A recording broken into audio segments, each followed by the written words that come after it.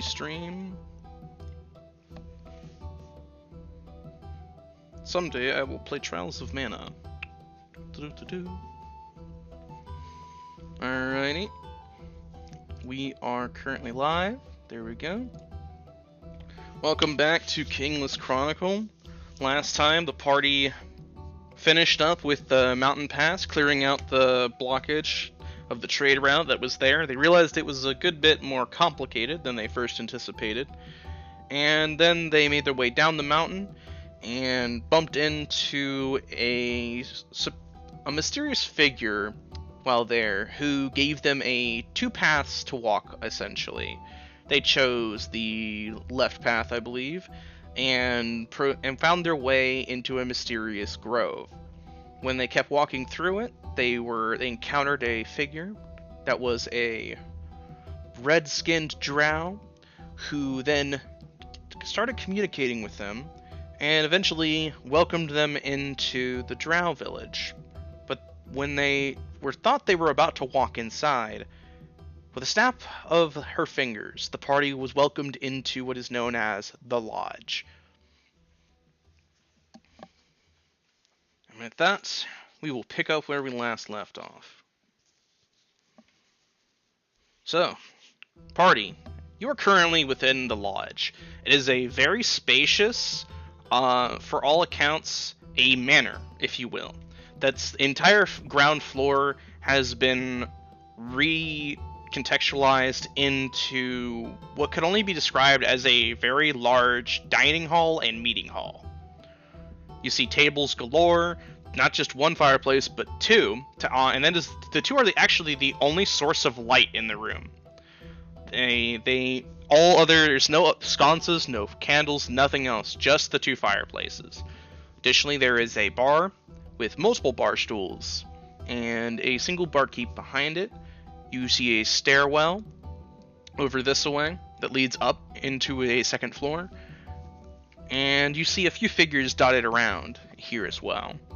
You've just been welcomed into here by Aramu, right here. Hold up. Right here. She basically vaulted her way over to the bar and sat herself down, ordering a drink. And the vibe here is surprisingly warm, but you can tell that everybody is interested in you as you've arrived, but they simply want you for a moment before continuing their conversations or whatever they're doing. The man up here is sitting in front of what looks like a book of some sort. He has a quill, and he looks especially well put together. He has a very clear badge of some sort on a chain around his neck. And Gildas, you can immediately tell, he's constantly has you in his peripherals. The woman that brought you here is already on her third glass of mead and is having a wonderful time talking to the barkeep, who seems to be a blind, battle-scarred drow with a beard. You can see that there's a person standing in the stairwell. They're leaning in the corner with their arms crossed, with some rather slouched posture. One eye is red, one eye seems to be blind, and they're keeping their blind eye trained on you, essentially. That's not creepy at all. Then there are two figures who are standing in front of the northern fireplace. A woman with a very revealing gown leaving most of her top side exposed. In fact, most of her breasts are on display.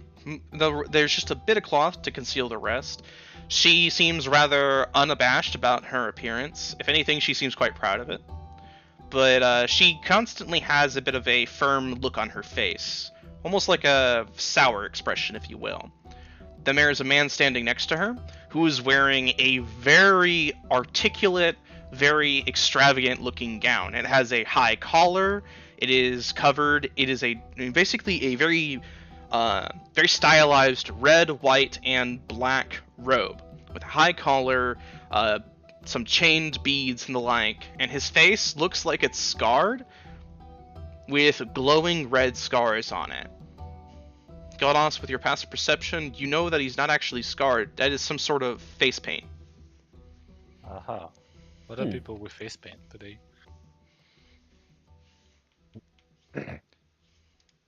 Lastly, there is a figure hunched over in front of the southern fireplace. She has a very almost monk-like, if you will, garb, very ceremonial. She has beads around her neck, very long, scraggly, unwashed hair, and a horn sticking out of her head. She's hunched over in front of the fireplace with long, almost scraggly looking hands that as she seems to chant and dance a little bit around the fireplace. She also has what looks like a reptilian tail sticking out of her backside. It has a bell wrapped around the end of it. When she dances around a little bit, it chimes in a very dull, low sound.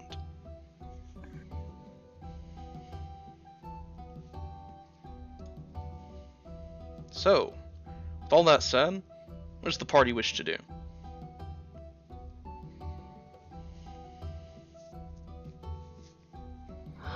Well, she did say to mingle, so I guess we'll do that. I mean, I think it's clearly a way to judge us anyway. It's like, how do we act? Well, I mean, is that dude is authority? Like, yeah, how do we act in the face of them? I mean, these two are particularly important. So how do we, put ourselves together? There's plenty of things that we can do, maybe. Mm-hmm. My plan is already set anyway. So, like, first, I'm gonna go see those two. Ask my questions to sate my curiosity, and then I'm going straight there to tease that person. Alrighty then. That's what I'm gonna do. What about you, bub? What do you want to do? I'm gonna talk to the girl with the tail. Yeah, I knew it. I knew it. I mean, I'm contractually obligated, and then I'm gonna. There was the guy who was watching us on the stairs. Yeah, that's the one right over here. Yeah. So those were the two that I'm gonna talk to first, because I think I'd screw up the other one. Alrighty then. And Delon.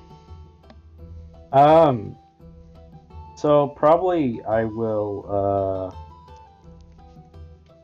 probably just have a brief check the map, check everything, make sure kind of where we are, settle down, and then probably make my way to the two individuals over there, and then probably afterwards talk to the barkeep, or a lady here is also. Alrighty. It seems like covering all our bases. So you're going I'll also talk to the to- blue-haired man. Yeah. Alright, so Yeah. you said you're going to come and essentially sit down over somewhere around here, right?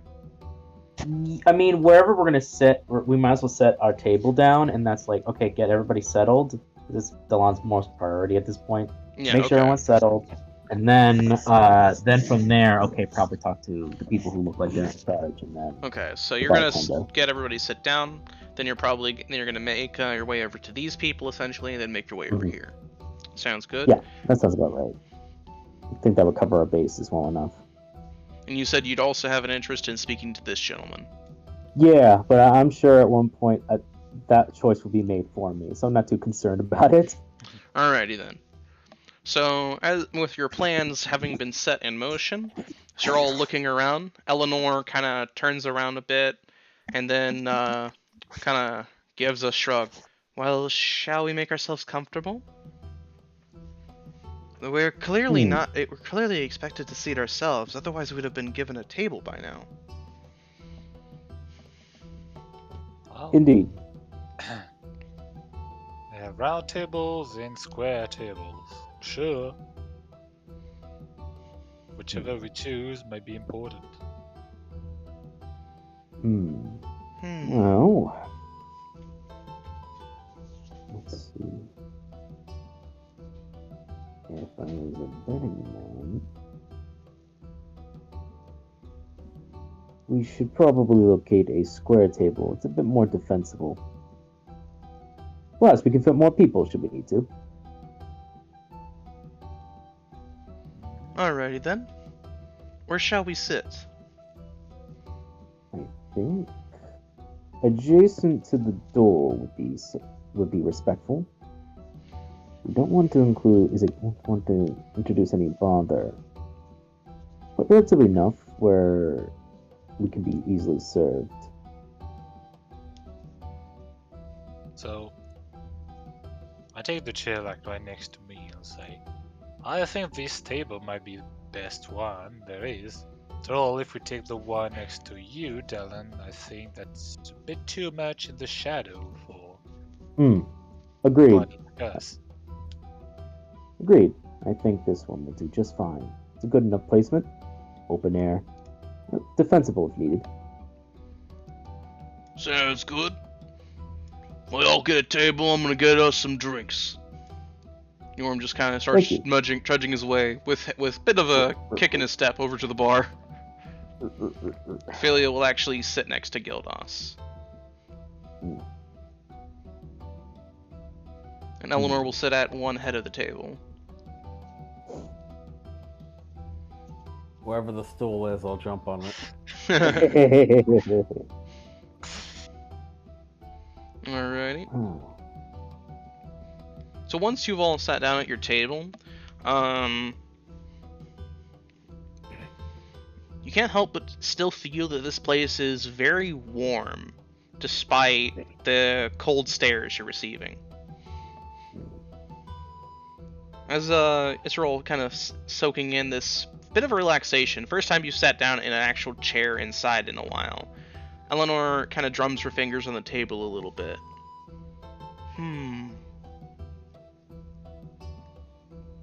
Delon, how long have you been able to speak Elvish?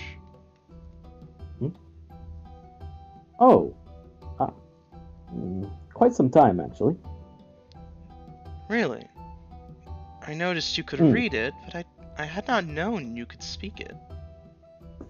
Oh, well, where my family home is, we have a good help. She was brought to our home by my great uncle Bernard, and she decided to put her services towards our family. She told me tales of adventures and would get me books on occasion, and I was always fascinated by the Elvish culture, so I asked her to learn some of her language. And time passed, and I learned more and more until finally the day came I could speak to her on her terms. And that was a good day. Being able to speak her mother tongue was something she had not really been able to do since the wall went up. So it was good seeing her smile. I see. Mm. You can tell Eleanor has something on her mind, but she says no further currently. Mm-hmm. That's what they were. As you see that Yorm is currently balancing some different glasses on a single tray, and he's like stacking them up, preparing to head over. But while he's doing that, Ophelia will actually point at your head, Gildas. How long have you been wearing that, and where have you gotten it from?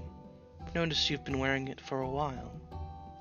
Yeah, well, so I actually put my hand over to my hands, like, should take it out. It's like, oh, so that way it was. You had not recalled you were wearing it either. So I look at that and I say, I think started wearing this when we went to the ball, correct? He thinks on it. No, we were in the land of monsters during the ceremony. I think you were wearing it when you were appointed as a chief. No, Am I no, mistaken? no. No, it is the very same thing, but from what I recall, I think I wore it during the ball because it was made of mithril, but not elvish made. Eleanor So- nods. I recall seeing you with it in the morning. Alright, so it seems I. Wait, so I've been wearing this for a few days now, which means. More than a Oh, few by two. days. Failure, I'd say. If it requires a tuning, then I think it's done by now. Huh. Yes, I would imagine as much. It's beautifully made. Actually, Marshall, when something like that happens, do you know it immediately what you can do with it, or do you know? So you have to. Oh, as you're thinking about it, you do know what you're capable of with it. Oh, right. Well, so yeah, I continue speaking and say, well then, now that you mention it, there was at one point during our trips during the temple, I felt like I gotten wiser in a way, and there was a few spells I knew to cast. Some I already knew, but some others, and I think this crown may be used to influence people rather directly. Hmm. That would explain your charm at the ball. You were a little bit more charming than usual, and it's accented itself. I'd say that's an impressive get. Mm-hmm. Oh, the shaman probably knew what it was already, so I suppose it may explain his reaction as well when I choose it. Well, honestly, now that I think about it, I'm really curious to know what was the other item, or at least what it could do. Hmm. Oh, the only other item we acquired was, if I believe, was a belt of Right. strength. He said, and that Right. currently is on. And he points a thumb towards Bub. Mhm. No, but there was a third item as well, as I recall. Is that right, Marshall? Yes, there Oh, was. so- Yeah, There were so three I items never got it. on Yeah. display, essentially. I think it was Canny who got the third one because I didn't choose it or something. There was someone who someone got it. I else. can't remember who. I would have to rewatch the recording, but yes, Yeah, somebody I did don't know get what the third items you're one. talking about. The belt was between me and Connie, and I got it. Yeah. And then I gave the belt to Bub because Right, Constant- yeah, I'm wearing it, yeah. Yeah, and it's a belt of Constitution, essentially. Goliath's right. belt. So yeah, Yep. let's say But there is a third Okay. item, yeah. yeah. So I say I know about the belt. It's just there was a third item. The item I didn't choose. I went to somebody else. So now I really wonder what it was. But well, too late now. We'll find out if we will meet them and ask them directly if they didn't sell it.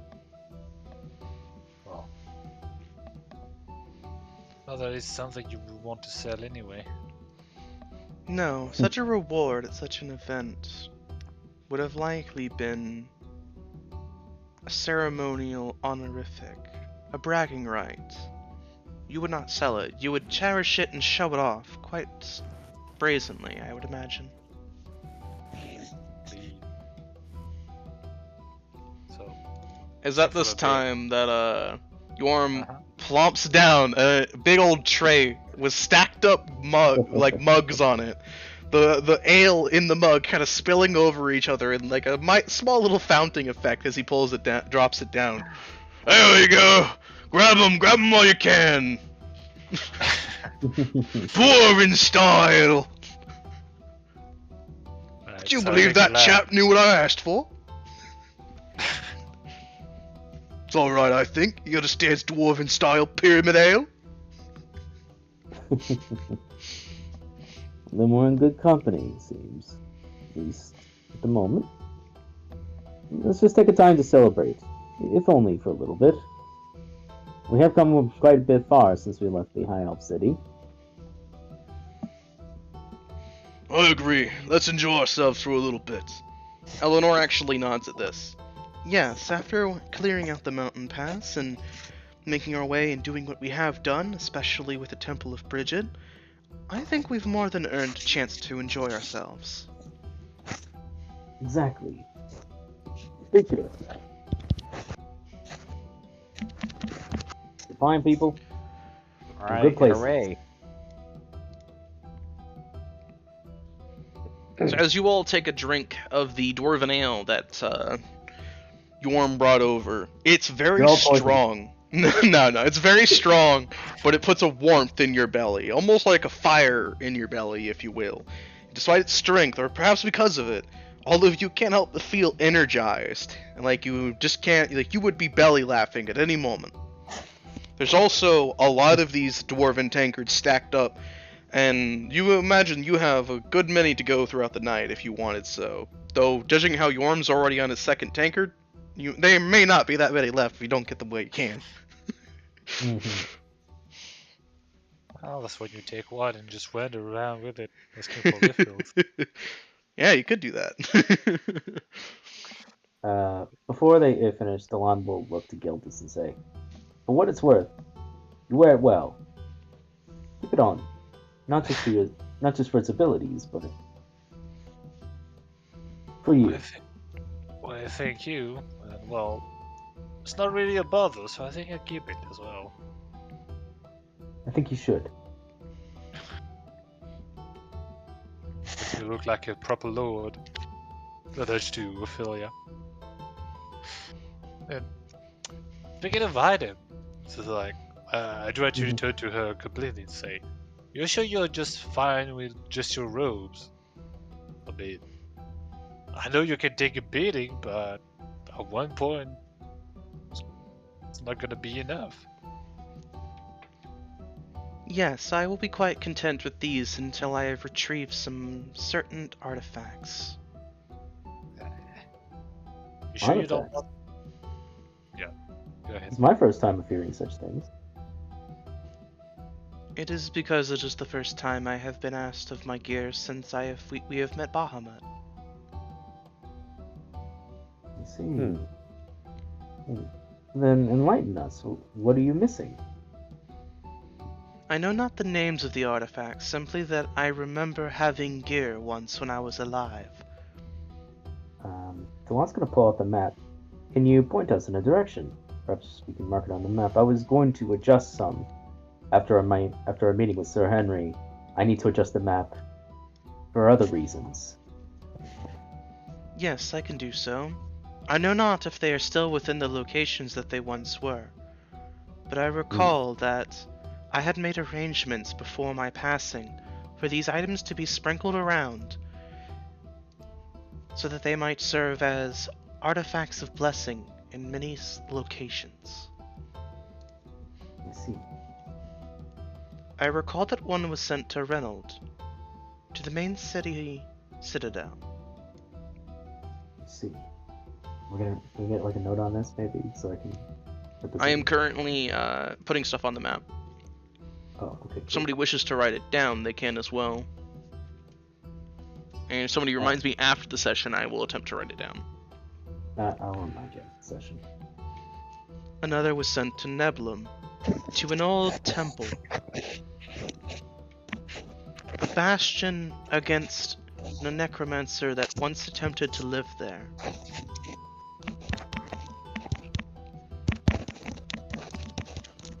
And I recall lastly, in more vivid detail, a headpiece. I believe this headpiece was within an old King's Landing crypt.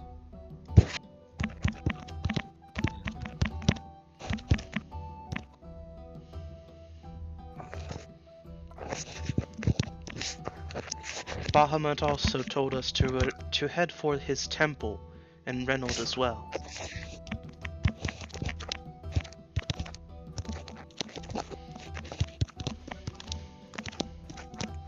I see. Well,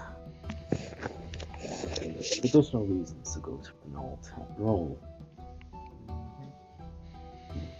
Eleanor, Devon, go ahead. go ahead. Sorry. Oh, I was gonna say Eleanor chimes up. You remembered all this after our encounter with Bahamut. To which Ophelia simply nods. Yes. Bahamut gave me something. I know I would not call it humanity, but I felt more living. The flame and the smile, then. That makes sense. Right. I mean, he is the god of the sense, so just a little bit of warmth is Mhm. enough in most cases. That probably is nice that he mentioned the. Oh, I saw that she smiled. It was brief. I remember that during the session. She genuinely Yes. smiled. You actually see when you mention it, a small smile appears on her face again.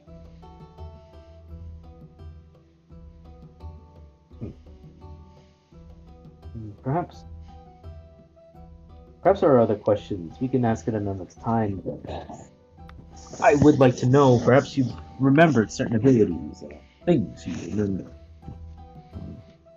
With your ladyship, that I think would be instrumental on finding your memories. Languages, perhaps, or things you can do, abilities of such. Yes, I could share such things. I Good. know I can read and speak every language that I have ever encountered. Talon kind of like raised an eyebrow. And what languages do you know? You speak. Very likely, if we've encountered a language so far, I have known it. I would hazard a guess that I know all of them. I understood what was spoken by the white in the forest. I could read the sigils and symbols within the temple of Bahamut and Tiamat. Good God. What? So much powerful magic. Yes. Additionally, Good. I have become aware that I showcased it on the mountain. I believe I helped save you, Delon. Yes, by removing life from the tree. I gave it to you in its place. And I am honored. It is something that I knew I could do, but only after our meeting with Bahamut. In combination with this, I know a spell known as Ice Knife. Eleanor actually raises a brow. Ice Knife?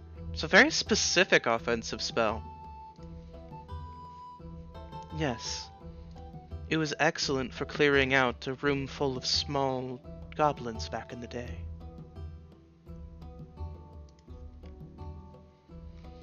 For even if I missed my target, I had a guaranteed chance to hit the other goblins in the vicinity. I also feel as if my ability to mend those has been increased. Though you notice her smile does fade at this comment, however, when she begins to speak again. I also have noticed that I can call on more members of the past than I did before.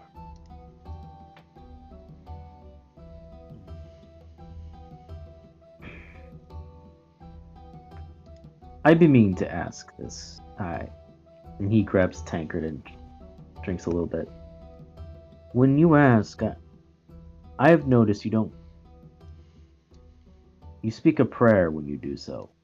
You don't summon. Is that true? Yes, I asked for their assistance. I do not wish to raise them without their permission. I am earnestly surprised at how many seem to call and heed my call. Then you have many friends in many places. That's not something to be ashamed about. No. Yet I feel as if those that answered my call, they answered it before. They do so again.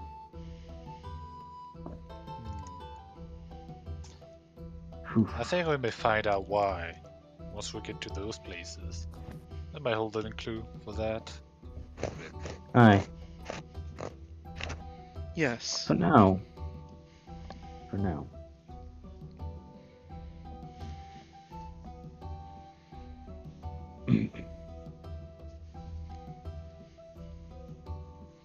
Go ahead, Delon. For now. Sorry, go ahead. No, go ahead. I was like, for now, I think we have a golden opportunity in front of us. This is a momentous occasion. We're in front of in front of a home in the Drow or Sylvian city, however you wish to call it. Not many get the chance to do so. We have a lot of eyes on us, and this is a very fragile moment. They want to know why we're here, but they welcomed us regardless. On the word of another, I think it's our opportunity to make sure that we leave a good impression, that we understand where we're coming from, and exchange ideas, create bridges between one of us. So I think, if we're all willing, take our time, speak amongst them, learn of their people, learn of what's going on with this moment, and while this hearth feels very homely, why they do not. I think it would be a better way to understand our situation and where we find ourselves. That goes for you too, Sir Bob. You did say you wanted to learn more about diplomatic measures and how to be a better leader. Now's your golden opportunity, he says, placing a tankard in front of Bob. Okay. People like Bob, so I'll try my best. It's not just about trying your best. That is a main part. It's just about listening, considering. A good diplomat observes much, speaks softly, and is knowledgeable when not to rub against a difficult sore. Just be careful, be knowledgeable, and try to understand their perspective. So he seems kind of perplexed and says, okay, I just have to listen then. Listen and speak your mind when necessary, if only to establish your perspective. I'm good at that. Then I'll be watching. Report back what you find, and we'll debate and see where you're going with it. Okay. I'm just trying to give you roleplay opportunities, bro. Yeah, no, I know that. Yeah. Well, I know who I'm gonna go talk to. Dang right, I know you. I don't know what we all order know. we're doing this in. It don't matter.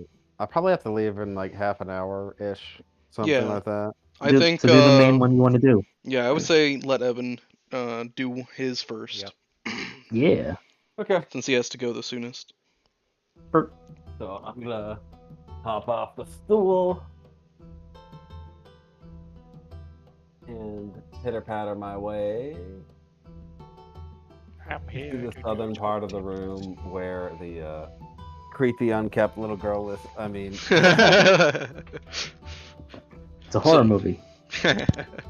So as you make your way over that direction, Bub, you don't get very far before the flames in front of the flames in the fireplace take shape and start dancing around in the air. The girl before you turns around and looks at you with one red eye beneath her hair. You notice she has a sort of a staff in one hand, and it has it's like a dried up fruit of some sort on the top of it, with tassels of vine that have little beaded nuts, like beads on it, that are made of nuts in pits of fruits.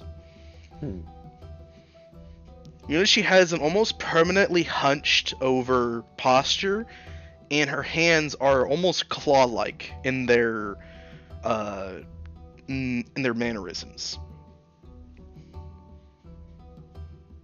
Okay.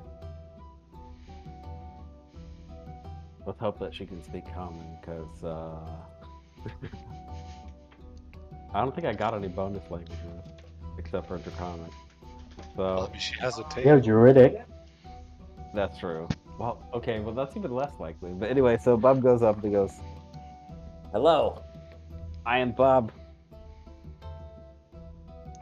Uluru.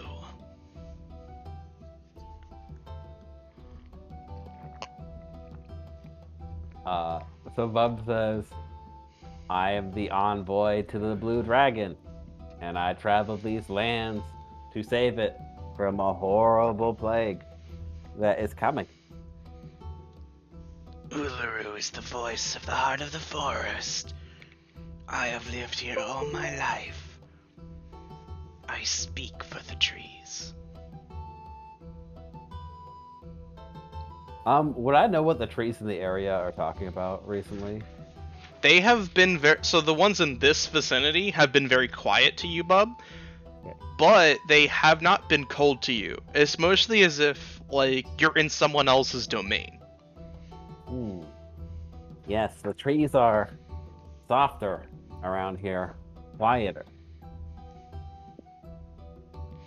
Yes. Uluru speaks for the trees. I commune with them, and they tell me of their worries. You actually see as she hops towards you and suddenly takes something off your shoulder. Brimstone. Okay. The trees spoke of a blue kobold and his compatriots. They spoke of the killing of the forest. Fire, brimstone, smoke. The cries of the trees rang in my ears for fortnights. I'm trying to think if any trees were like harmed during our adventure. Well, we did At the cut Temple across of the Bridget, forest. there was a lot of the forest that caught fire. Oh, Collateral damage, baby. Collateral damage. we were at the Temple of Bridget, which was taken over by, it was a Corpse horrible flower. Yes, corpse flower. That's what it was. It was horrible, awful, and we drove it away. You have my thanks for this. However, She actually holds the bit of rubble of burnt tree bark in her palm and cradles it and pockets it actually.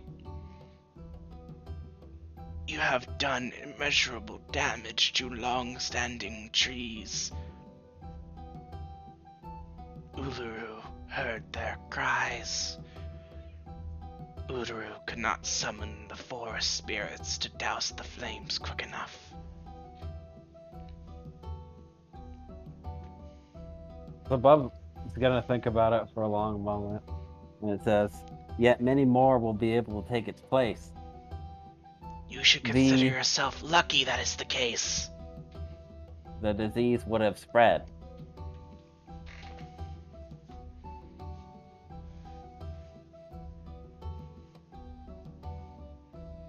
Civilized folk say one does not salt the crops, lest they taint the earth. Uluru agrees with this notion. Alright, so Bob nods like it makes sense.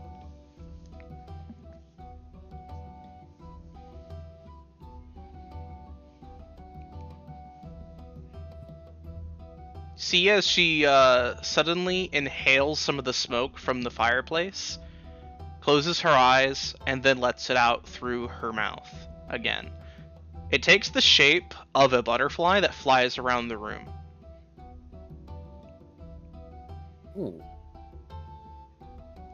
I have decided to let you live, for you have done the forest a service, even if you have hurt the forest.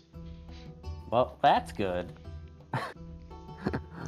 Bob thinks for a moment and says, there's a greater threat that is coming, and it will envelop all of the lands in the forest. Sit with Uluru. Okay, I'll As sit she down says next to this, him. you see as her tail curls under her and forms a bit of a chair, and she sits on it. All right, I'll sit down next to her. I have a vision of a black death. A twisting, nefarious essence. Is this the plague of which you speak? Yeah, so I'll explain my vision. You notice that she listens attentively to the vision as you describe it, not interrupting you even once. However, as you describe it, you see as one of the fiery animals, which has taken the form of a bird, sits on her shoulder, and she extends a finger as it hops to her finger as she listens.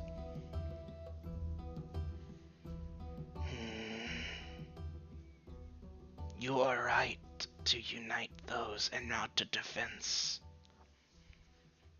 Uluru knows, based off such a descriptive force, it will overwhelm all enclaves, all defenses. Even the heart of the forest might fall.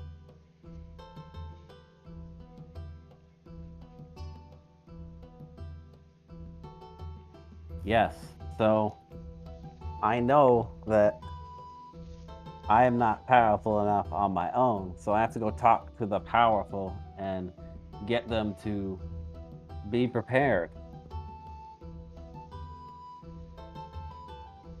Uluru will commune with the heart of the forest, seek guidance.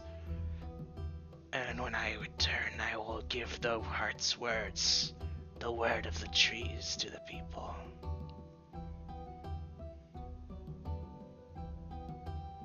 You see as she reaches for her staff and plucks one of the pits from it. Extend your hand. I'll do that. She actually gently lays the pit in the palm of your kobold hand and curls your fingers around it, tapping the top of your hand 4 times. Take this seed. Should you require trees of a special power to grow, plant the seed and nurture it.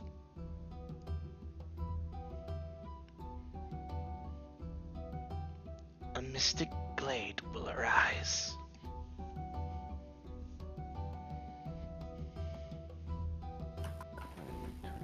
Okay. Yeah. I can do just that. Excellent. Bub thinks about it for a moment and says, well, shitty desire. Bub will be traveling all around the lands to spread the news. So if there's anything that I can bring back, then I might be able to do so. Toys. I Oh. want a doll. And different dresses for the doll. My doll is made from scrap. Which she then holds up a doll literally made from trash. Yeah, that sounds about right. Get dolls for... How do I spell her name, by the way? Uluru. Uluru. Okay, got it. I mean, it makes sense for a voice of a tree to have all throat sounds. Oh, for it a does, name. completely. I just was wondering how to spell it. You're good. Alright, that's pretty... Shouldn't be too hard. Thank you. She then stands back upright with hop and waves her staff over your head. You notice that little drops of water fall from the staff and land on your head.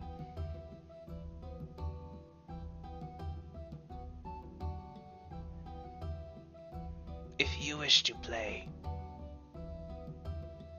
Uluru's den will be open.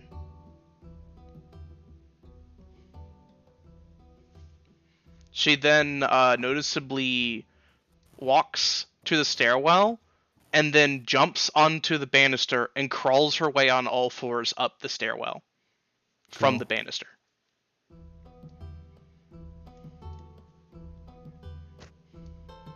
Guys, I think I'm in love. Like, oh god. Bub's like, I already have grandchildren. I mean, he's a teenager, dude. He's still young. How do you don't know that I already don't have 10 children?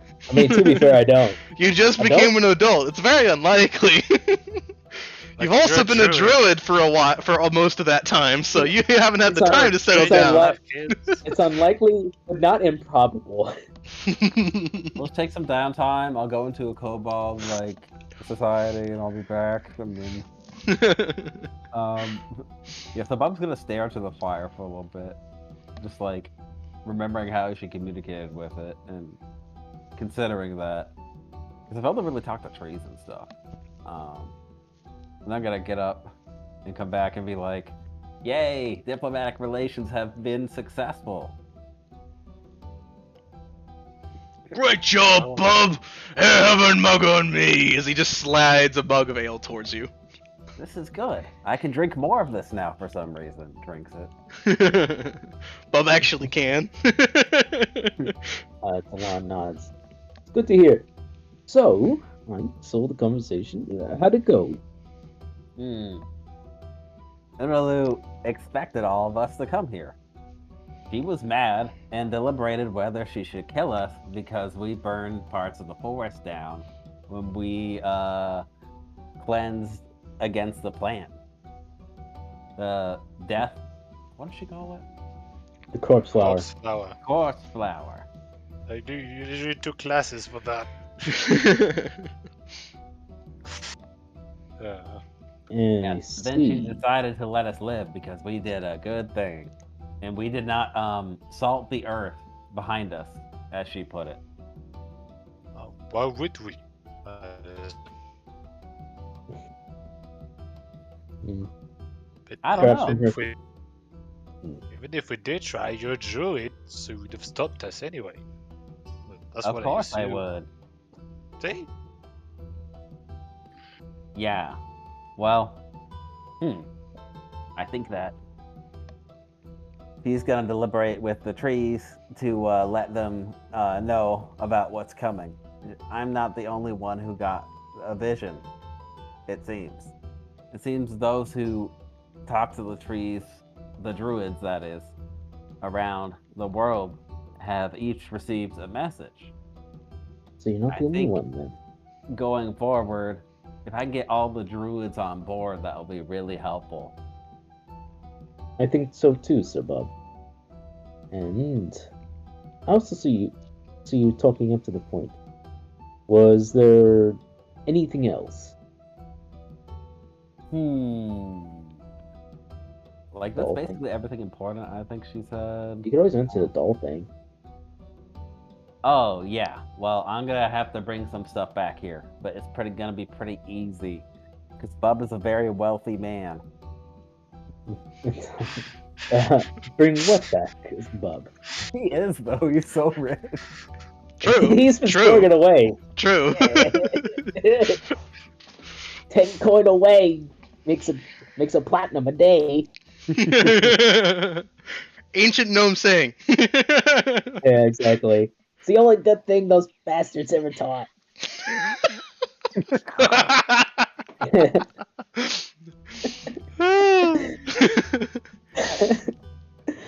But yes. That all Go ahead. small racist game can't come any fast. Anyways, Talon asked, "And what bring back what?" timing. I gotta get going. I gotta get going. You have to go? Yeah. Alrighty then. Alright, Okay. later, y'all. Have a good one. Damn. Then we would never find out what to bring. And we'll never find out. Assumably, it's about dolls. Bob That's what I'm slumps over assuming. into his bug, passed out. Yeah, too much. I just feel like, about being bashful. It's like, I can't say that. It's my parents. I could You see know that what? too. You know what? That's fair. I could have some of that. Personal druid business. As you wish. Well, that's a good start for him. I think we should all extend a note. Eleanor nods. That girl that he was speaking with was odd. Her mannerisms were more like an animal. Even her hands and tail were odd. She had a horn, even. Oh, I assume druids come in many forms. I mean, don't simply walk up the stairs on all four like that. Not on the banister, at least. Maybe a tabaxi could, but that's not a tabaxi.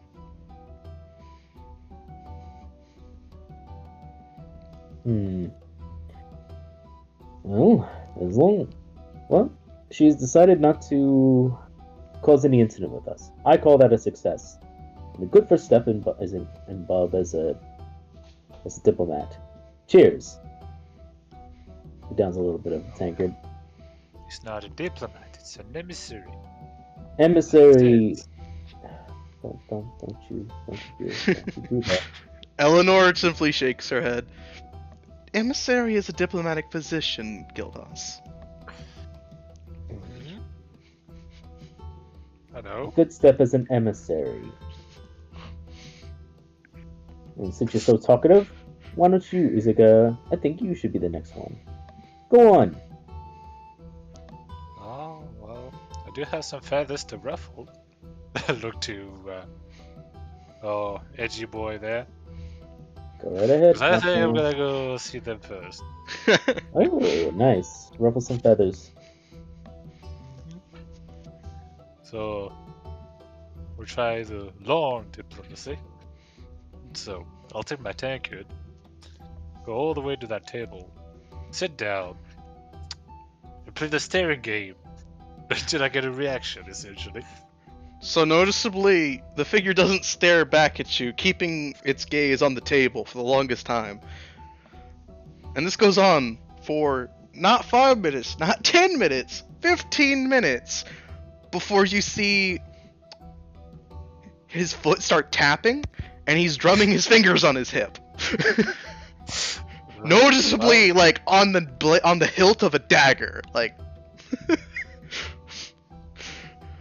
Well, he can do that. He, she, whatever they can do that all the time. I'll just keep watching them and drink my tankard slowly. Just take a sip every.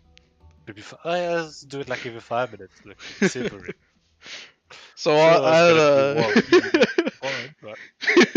so on the 20th minute, just before, like, almost as you're thinking about taking your sip, the figure speaks to you without looking at you. You're gonna take a sip from the mug in exactly 30 seconds. Indeed. How did you know? 'Cause it's like clockwork with you. Uh, You know you should all leave, right? can you open that? I moved at the same time. Maybe that made some noise. Sorry. He said basically, you know you should all leave, right? So, what could you say? I don't know. I've been invited there. Would be rather rude to throw your guest out already. You'd think so, but it's not. You should leave. Now, where is that? Where should we live? Trust me, you just should. Why? I'm asking you why. You don't just tell me, no, you should. No. Let's have a conversation. But I finally got your attention. I'd prefer not to. Well, I would like to. It's not my So place to talk. Unfortunately, you stuck with me until.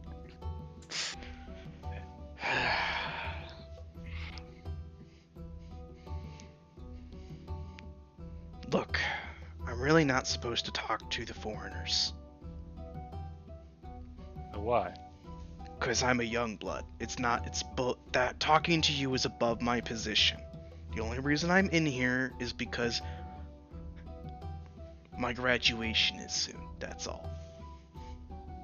Well, you see, I wouldn't know because I honestly don't know anything about elf culture. So I don't know what a young blood is or anything about that. You can learn all about it from the bartender with the blind eyes. Or you could just tell me. And I can't. Well, I mean, you're already told. Honestly, you're already told so much that it's kinda too late now to say, no, you can't. I'll accept my beatings later. Ah. I mean, honestly, if you're there and we're there, and nobody has moved yet, there must be a reason, right? I mean, I look to the blue dude, the opposite of the room. I think if something was wrong, he would be the kind to come over there, wouldn't he? Yes, he is the type to step on people's toes before they make a mistake. Right. It's been, what, 20 minutes now? And still he isn't there, so it should be fine. Just come and sit down.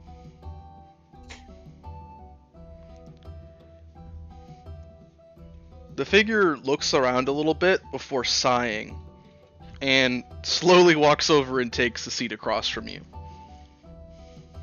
Keeping an eye on the northern section of the room the entire time. Right. Well then. Start over from the beginning, shall we? What's your name? Aqua. Well, I'm Gildas. Nice to meet you, Aqua. And you said you were Youngblood, so what I'm gathering, it's well, her title for people who aren't mature enough or something. I don't know. I mean, elves just live like 10 times longer than I do, so kinda hard to put in perspective. I mean, you say you're a young blood. For all I know, you might just be older than I am. So. You see the figure give you a smirk. Let's play a game. How old are you? Well, a bit too old, perhaps. Honestly, about 3. I think I'm bordering on 33, 34 right now. Kind of lost count a few years ago. Well, congratulations. You're older than me. Huh. Well, how old are you then? 20 and 11 and a half moons.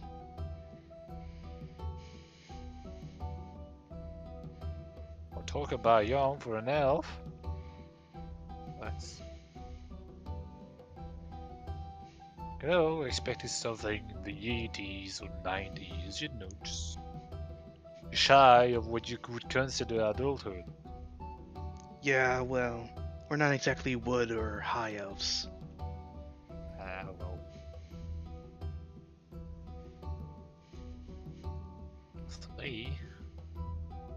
For me, an elf is an elf is an elf. I mean, at one point, apparently, you all were the same. I just don't really know the specifics.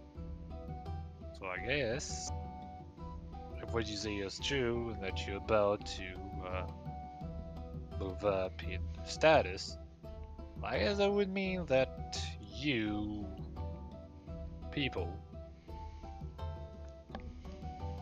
enter adulthood much earlier than, say, your cousin from up north. Yes.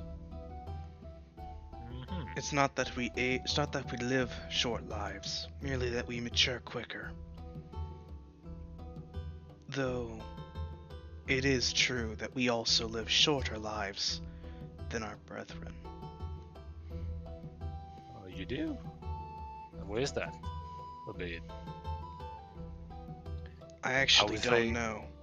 I'm not really educated on that fact. It's not my position to know that. But if you want to know, you could speak to the seer at the bar, or the enforcer over there. As he points to the blue-haired gentleman. Well, honestly, I was about to go into the sea at some point because, quite honestly, I've never seen an elf with a beard. Really? If an elf gets old enough, they just can grow a beard. Personally, I can't wait till I get old enough to have a beard. Hate this stupid baby face. When thinks I'm a girl. Arimu keeps trying to recruit me into the Blood Huntresses. I keep telling her I'm a guy. Oh, so you're indeed a man. Honestly, I thought you were a woman as well, or at least somewhere in between. Son of a bitch. You could say that, but you're a very girly man, I'll say that. Even the foreigners think so. I can't wait till I get older and grow a beard to fix this. Maybe I'll get a few battle scars. That'll get some respect. Although you do, guys, if it works like us, you don't really have any hair on your chin just yet. Well, I'm sorry, but it's likely you won't ever. Oh no, we all get it if we're men and we get old enough.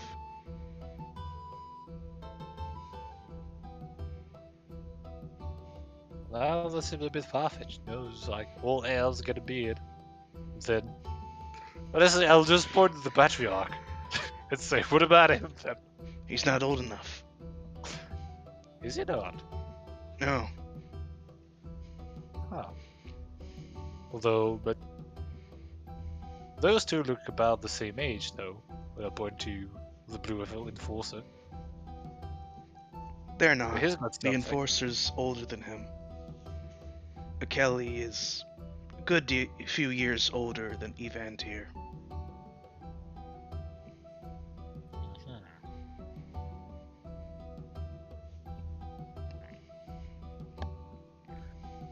I see. Well, guess elves do work differently. Anyway, so what does a young blood do? Because I see you carrying a dagger like that. You know, I mean, damn near thought you were about to assault me or something. Good heavens, no. I'd be banished for sure. I don't even have enough experience to live on my own, let alone live outside in the woods. I'd be picked off by the next lizardman and chopped and quartered. Or worse. Right. I mean, being exiled in the Savage Lands isn't really a walk in the park, yes? Now, if I were to do something stupid like that, it would make much more sense to do it once I've got more experience under my belt. So if I get banished, well, I can survive on my own. Right, so you just do that and pray that some other worldly power takes pity on you and coast on that. Well, I say that, but you know, it's like in a nutshell, it's that. But you know, No, I wasn't gonna stab you. I was really just thumbing my dagger for self-defense. You're the first foreigners I've ever seen. I see. Well, it didn't look like I was going to do anything to you. Kind of. You're all well armed. Well, I mean, you said so yourself that you have dangerous lizardmen and, you know, animals and all that in the Savage Lands. Why wouldn't we be if we're traveling there? No clue. You're foreigners. You could be doing anything for all I know. Honestly, why are you clothed? I thought all foreigners were savages that walked around naked. Well, hearing your cousin, you'd think you people would be the same as well. So, turns out whatever you say about others can always be true. Now, of course, sometimes, well, the race does not make the man. I would say the race does influence a lot. But We've been instructed as young bloods that is often the case as well. right. We have a natural tendency, or so we've been taught. We've also been taught many ways on how to avoid that. Though every once in a while, young bloods fail to practice, and, well, you don't want to be a young blood and get banished. But I heard the fatality rate is nearly 100%.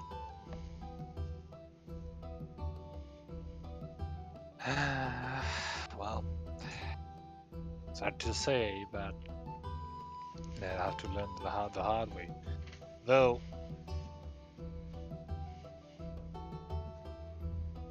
yeah, was it Eleanor who mentioned the Enclaves? Yeah, was this like I had some doubts now.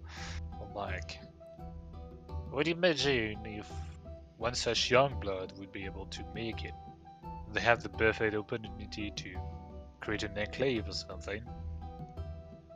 Yes, those are the sister tribes. I've never met one or communed with any of them, but I have heard that there are other enclaves out there. With their own structures and their own ways. Uh-huh. So, when we heard about such a tribe living in the swamp, then maybe it was a sister one, not yours. I mean, if we are in the heart of the forest, that's quite far from the swamps, I think. No, you're wrong there. Part of the forest is very deep into the swamp. The deeper you go, the older the forest gets, which means a lot of swampy waters, rich nutrient-filled waters, big trees, some trees that talk, some that bite, some that hunt. I heard some trees get up and walk around. Do trees gossip as well? Like nobody's business, according to Aramu. She also once told me that there are trees that herd other trees, but that sounds preposterous. There's no way there's trees that walk around and then boss other trees that walk around and then those trees boss around other trees. That sounds stupid. Well, trees are alive, aren't they? And we do the same thing. Yeah, but they're a different kind of alive from me and you. Besides, pretty sure Uluru would be the one bossing all those trees around. I don't really know much about her. I mean, my friend over there talked to her, but She's our spiritual leader. oh, right. What is she anyway? I mean, she looks different from you all. She has a tail, a horn. I have absolutely no idea. From what I've gathered, it took hundreds of years to get to be like that. Which is slower than even High Elf's age. So I have no idea. All I know is that she was found with the heart of the forest.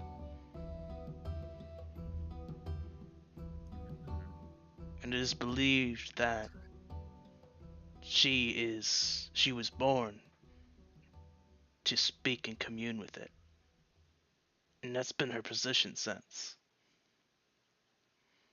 She's always been off too. Swear, like, sometimes I just feel like she's gonna gut me and throw my liver into the fireplace, and then perform some weird sanctified ritual for the good of the forest. Well, so long as we keep respecting the forest, I think nothing should happen to you. But, well, from what I'm gathering, she's essentially the avatar of the forest, being the bridge between us and them.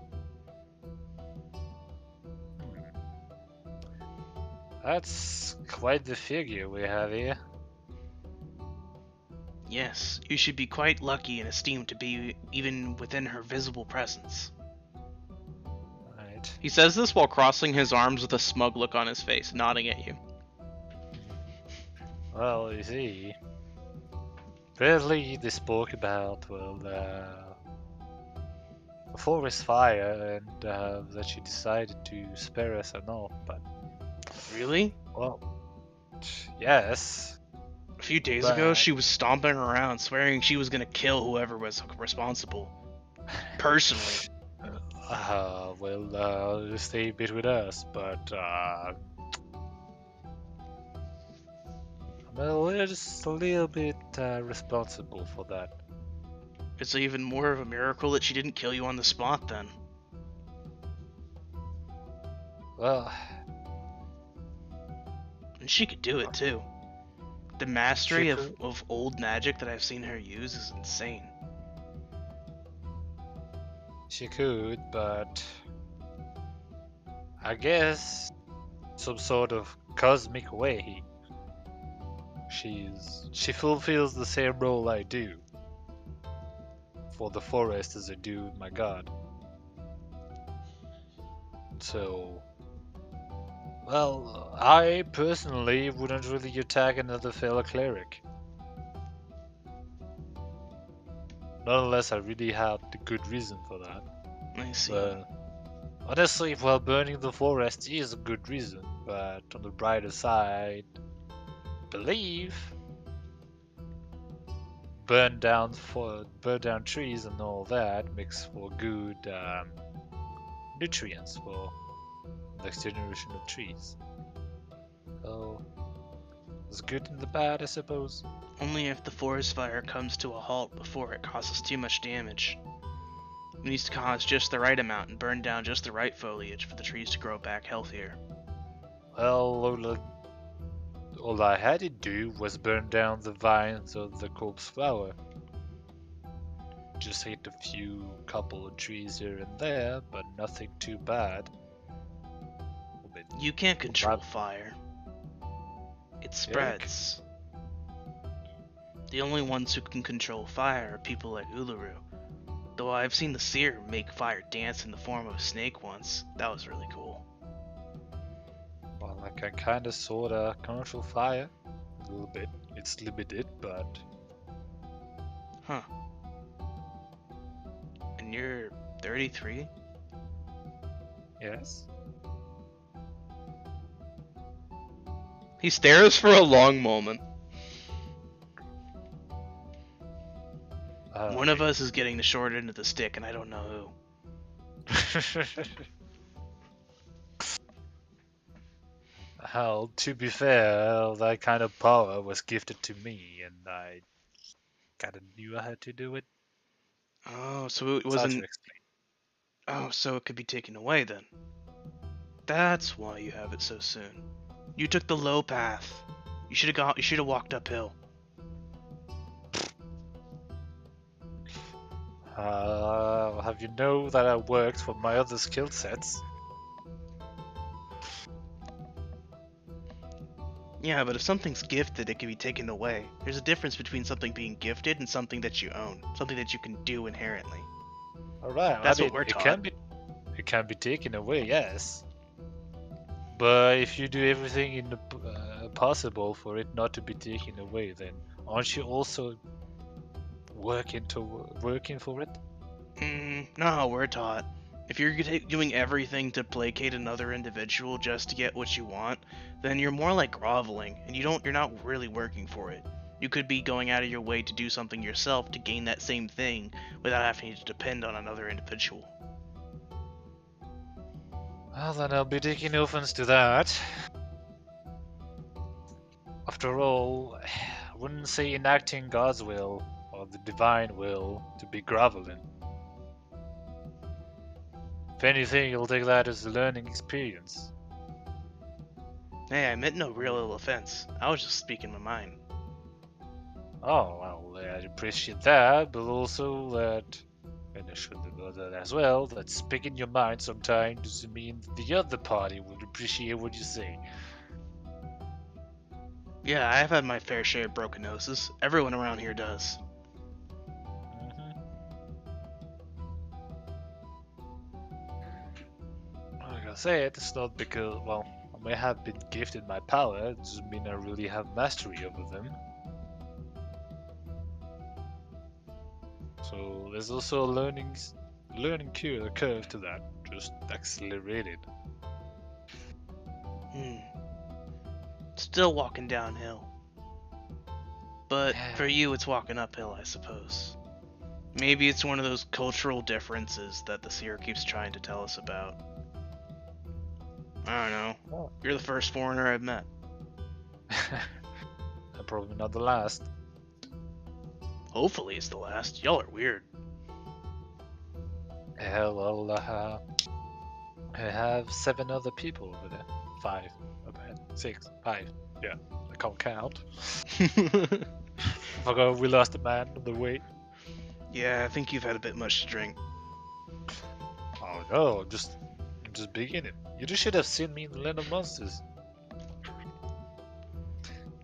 Land of 25, monsters. 25 cakes of orcish ale. Now I The know you're record full of was shit. Wow. You see that on my forehead? I Yeah. want that, I do that. Hmm. Custom says I shouldn't just call you a liar, especially when bearing proof, unless otherwise the proof is shown to be faulty. I can take a look for yourself. No.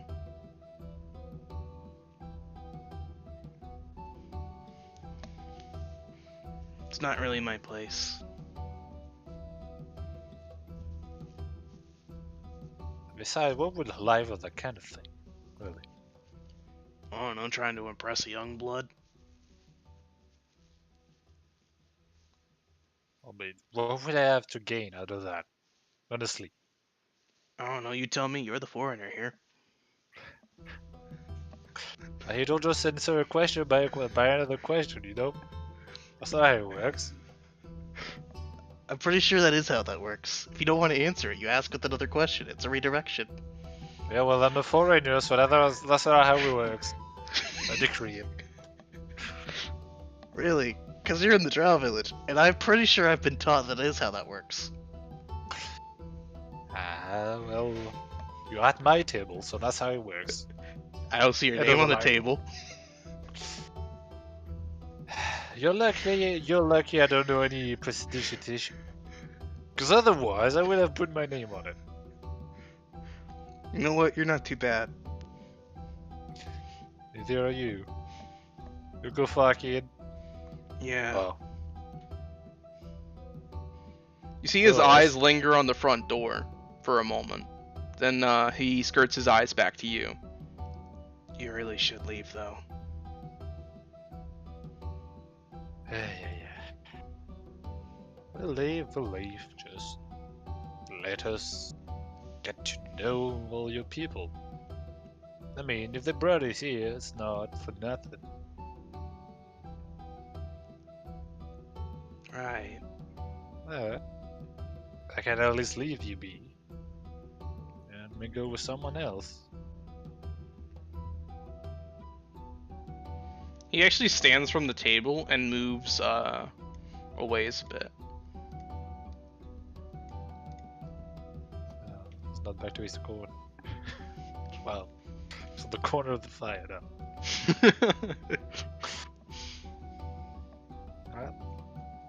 I get up and make my way to the other people I wanted to talk to. And I'll leave Dylan to be the next. Alrighty. So Dalan, where are you heading to?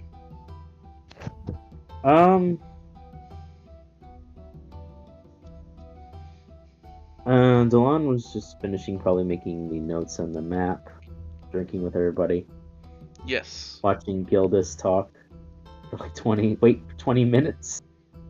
20 minutes waiting to talk, probably like another 10 or 15 minutes to talk about it. Yeah, he's just like, alright man, I'm just gonna keep a watch on him. debates on it for a few moments. So I'm gonna head to the two just standing there. They're just standing here. So as you look over that way, you saw when you were first standing in the room that they were standing there having a small conversation with just some gestures of their hands to each other. But as you sat down, when you did look back at them, you swear you saw them. The man had his hand around the woman's hip, and they were seemingly whispering sweet nothings to each other.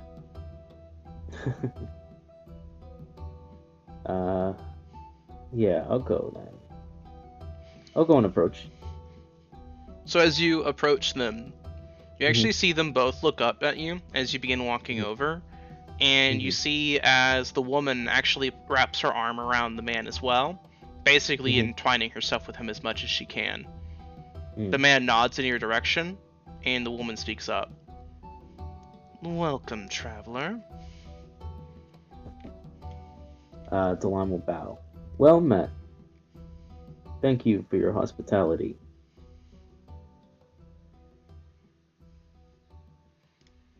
You are most welcome. I suppose introductions are in order. I am Sir Delon Basilius Guillemay, Knight to King's Landing. She lays a hand firmly between her breasts. Eliter Uleros, matriarch of the true elven people.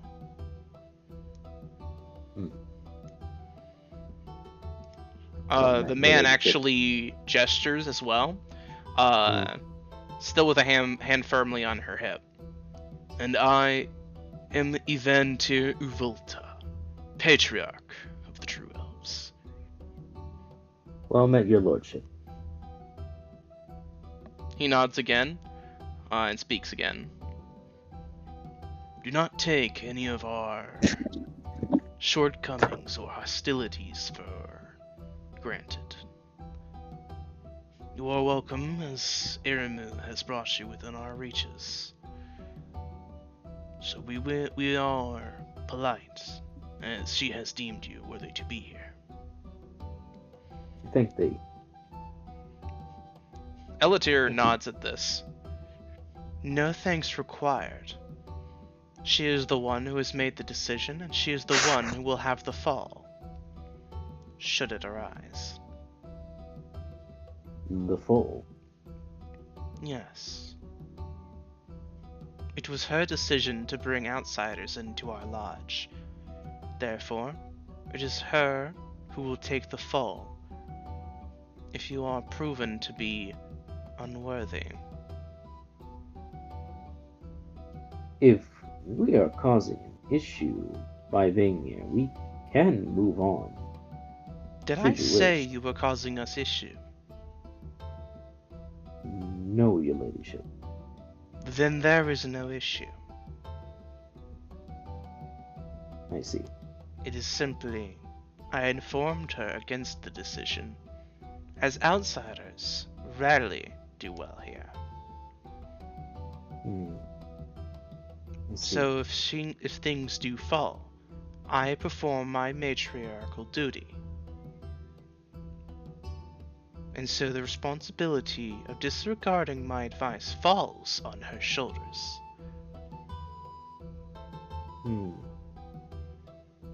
And as matriarch, it is your responsibility then to make sure that she follows them. Yes, however, she's grown now, and if she casts off my advice, then the responsibility of the decision therefore falls on her shoulders, for I attempted to educate. I see. Evantir nods. Yes, my lovely wife here educates and informs all women within our tribe. She handles all aspects of their rearing and raising. And I handle the aspects of raising the boys into men. Make sure they do not make wrong decisions before it is their time.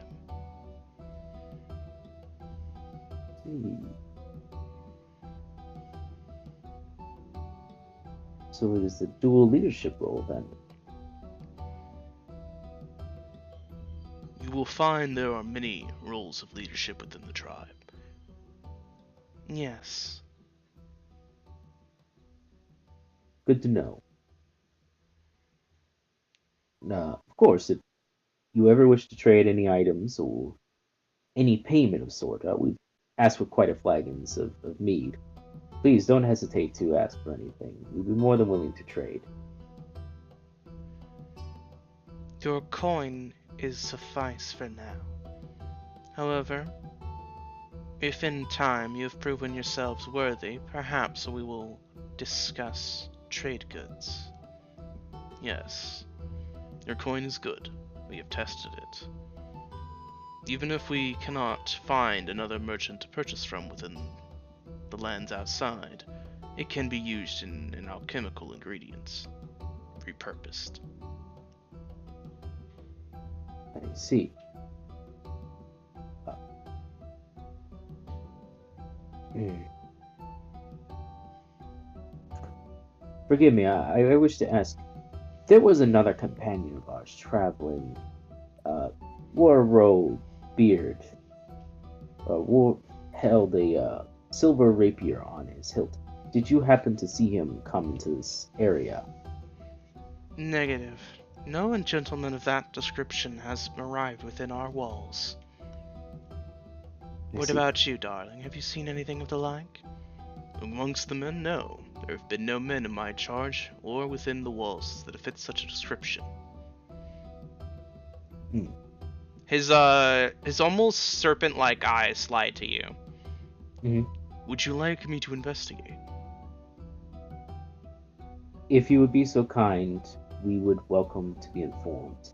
He was part of our entourage, but we were separated in the I see. forest. I know what it's like to lose one of your flock.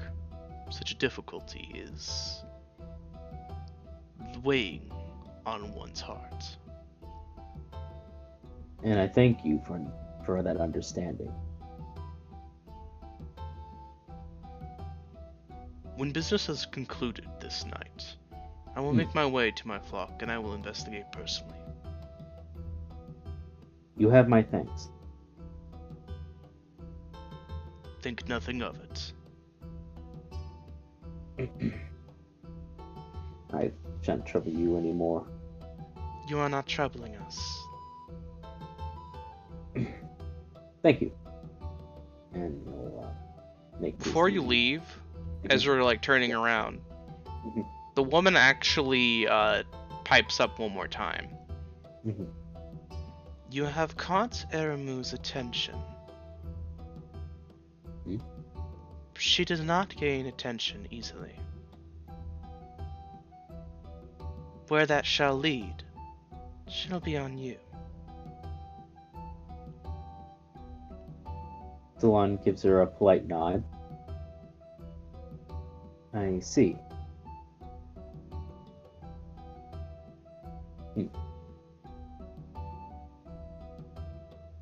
He's still like, you can tell on his face he's like, I kind of understand what you're talking about, but your culture's different, so I'm trying to figure it out. But he politely just nods back. Okay. Like old saying of like, all right. What did he say, lady? Cool. So he's gonna actually walk over to. I'm just gonna watch. I'm just gonna watch Gildas's interaction for now. Alrighty.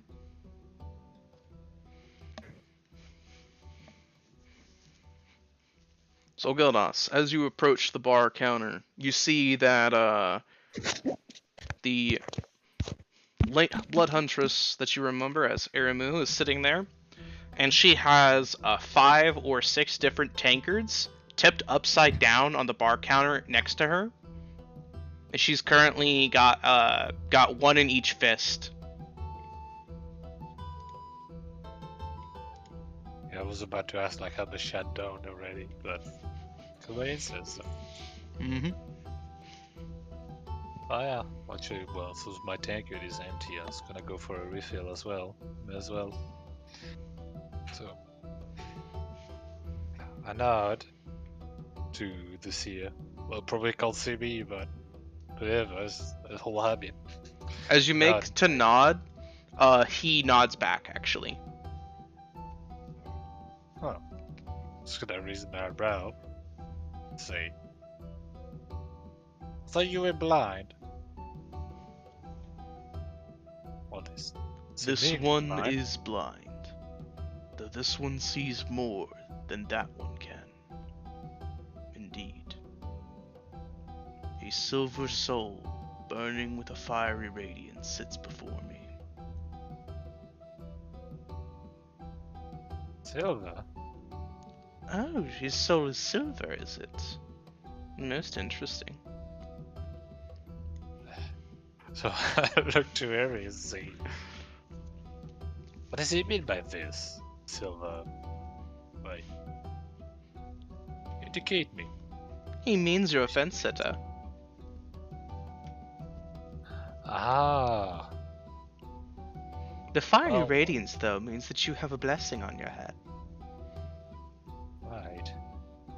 Well, that much I understand, but I wouldn't really call myself a fancier, more that I walk the fine line between being a good man and a bad man.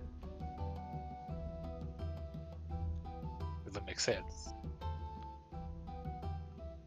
In my eyes, that makes that one a fence sitter. We choose to walk a righteous path. However, that righteousness takes us into the darkness.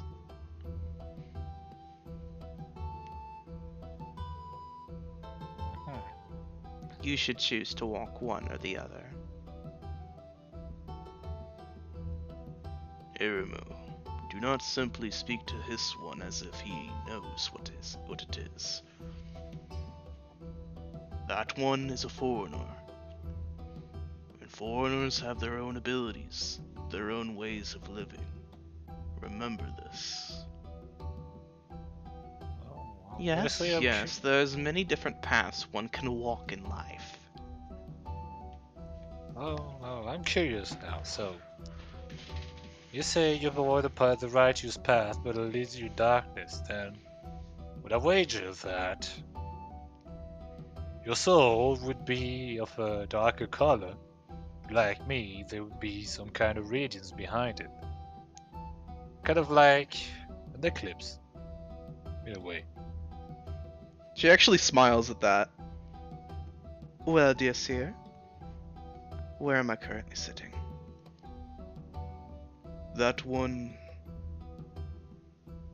soul burns red, with trimmings of black at the edges. Within the center of the redness is a beautiful, fiery radiance.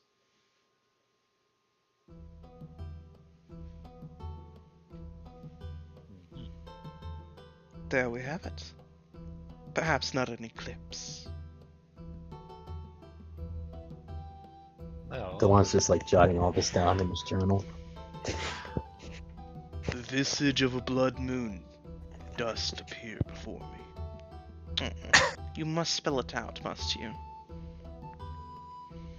Oh, Blood Moon, I believe you mentioned you were a Blood Huntress, or at least Aqua over there mentioned it. And, well, obviously I was going to ask about your red skin. Be it I don't know much about else, but that's quite uncommon, isn't it?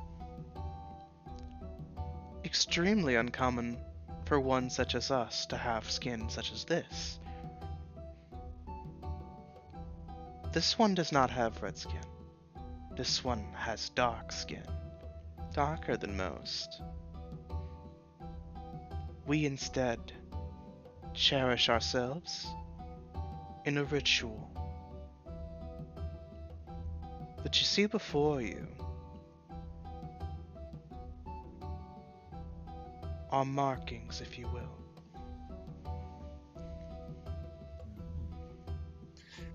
Well then, follows me to my other question then. What did the markings mean? What is...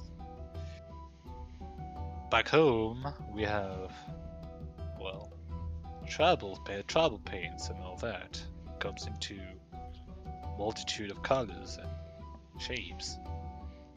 Now, of course, that's usually out of regulation, at least in the military, but I think the Lord isn't one to forbid that kind of activities as well.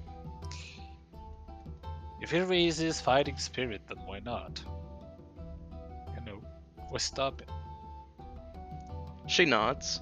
She actually brings 2 fingers up to her forehead, to the almost upside down crescent with a sharp point pointing between her brow.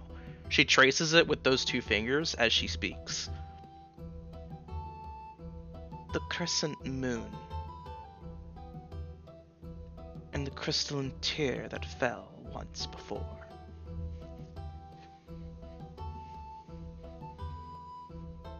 We pay homage to the moon and its crescent, as well as the tear it once shed.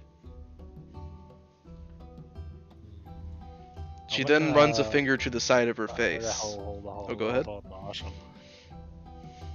I wanna religion it, cause they worship the moon in a way, like Tiamat Yeah, is. roll religion. Yup. Let's see. 33. 23. With a 23, you don't know of anything about Tiamat ever crying, per se. You do know that she helped expand in things in multiple ways, though. Which, give me a moment. You know that she painted the skies in lustrous splendor, so that mortals might look upon and bask in the Pantheon's beauty, as well as the concept of night, as before her there was no night sky. She did so mortals might rest, and recover without worrying about keeping track of the hours of the day themselves. They had a natural way to do so.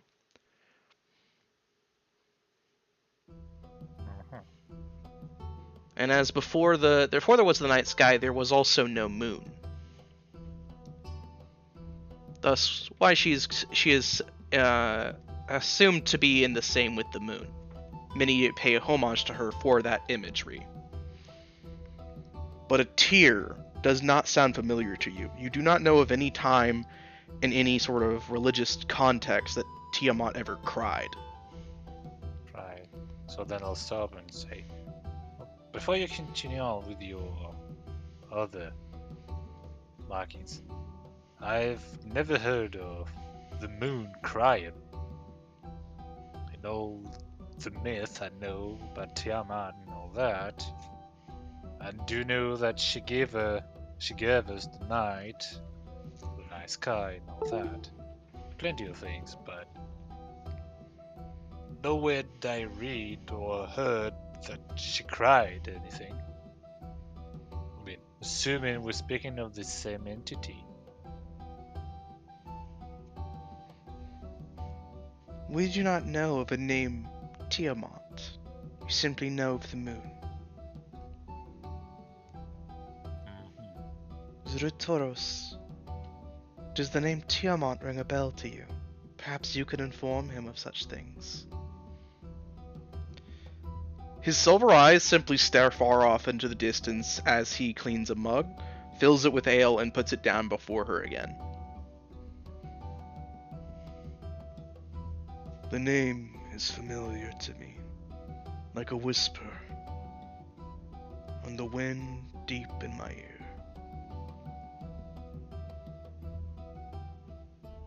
Traveler, the moon once cried, for she had a mighty loss, and in despair she cried, for she had lost one dearest.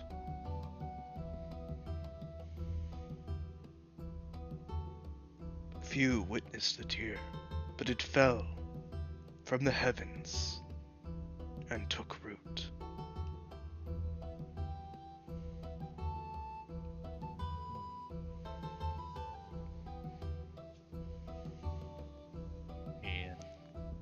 follow things correctly, then you are related to that.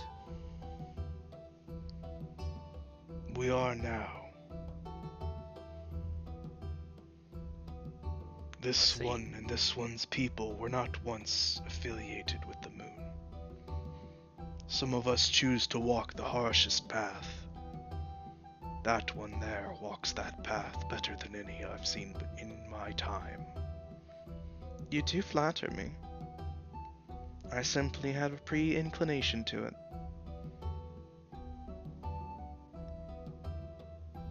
Probably explain why we couldn't see you in the forest. I mean, dark enough to hide. And if you wore the path of the night and the moon, what an home advantage.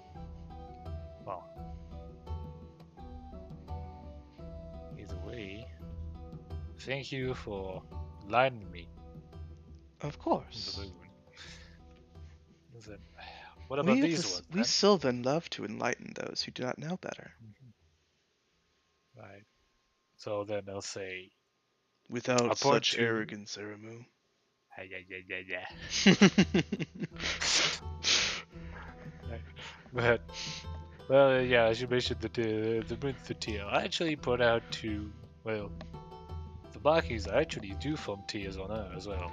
It's like, what about these ones then? Does it mean you shed tears as well? Yes. He is learning. Very astute. Quick learner. We pay homage to the moon for when she cried. And here, we cry with her. We help ease a single shred of her burden, and we symbolically cry for her indefinitely.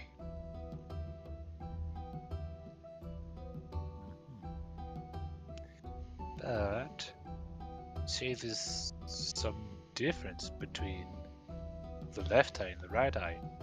So, here it still goes up, whereas the other one doesn't. At least that's what I'm seeing on the picture. On the picture, that is actually accurate, yes. Observant. If not for my abilities, you might have witnessed me. Well, not for lack of trying. Then I was able to hide from you.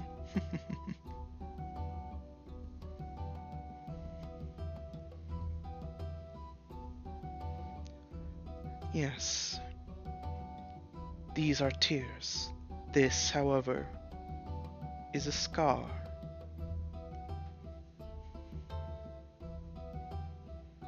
Uh-huh. Part of the initiation process is to remove our ability to cry. We're allowed artistic liberty to showcase our loss of tears, as we will no longer shed true tears, and instead, our tears will show forevermore. I chose a scar leading further up my brow, as I quite enjoyed the natural progression of the tear. In fact, one might argue, if this one were to lay down on a pillow, when if you awoke from a horrible nightmare, well, perhaps the tears spread up and down your face.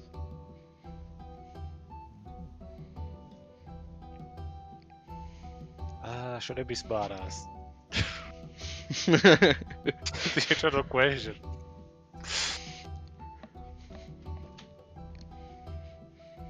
I think it. I will. You know what you have to do. It's Exactly. Gildas. Gildas is always going to be a smart ass. Yeah. Well, so yeah, I'll say. You would be correct, but also depends on how you would sleep, you know? I mean, not everybody just sleep head up.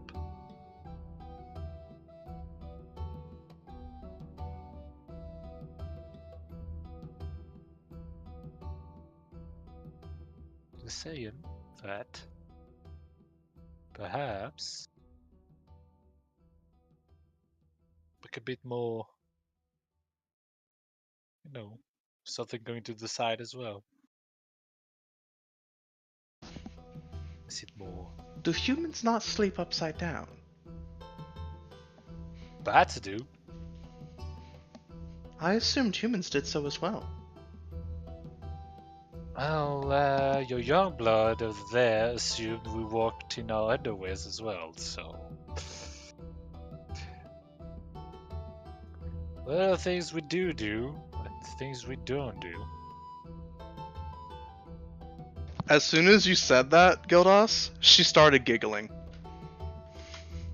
Why, it's true. Iramu, have you been misteaching the young bloods again? I would never do such a thing. That's not what he said. Iramu, you are lucky you are a chiefess. If you were not a chiefess, such things would be punishable. Oh, you're chiefess too. I'm a chieftain. Truly. Mm-hmm. Do you lead other No. humans? Do you have war bands? Do you go on hunts? Well, not yet. For now, I lead goblins, and I may lead some other humans later. But it's all that the- Goblins? Small, simple creatures with so much potential. Right. So you do see the potential in them as well. We see potential in many things. We look for it actively. Right. I mean, for now, they're only really mining a mountain and forging what is across the mine, but getting there. Hey, last time I went to visit them, it surprised me with explosives. Can you imagine that? This is I recall times. hearing from war chiefs in the area, goblins do have a fondness for fire. right. But that's not really something expected to see. Well, maybe not so fast, I mean. You must be letting them cultivate their talents uninhibited, for them to be progressing so quickly. Well, I did. After that, I did impose some guidelines, and I hope they follow at least half of them. But yes, they were mostly unhindered until then. Oh, pooh. Such is the method of progress, however. One can only go on so long without having to follow rules. And it is those Right. rules that keep us in check. Precisely. But I do Right. remember the times before this one had rules.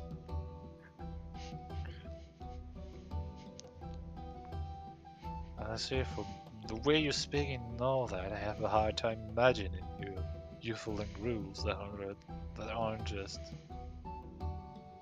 your own.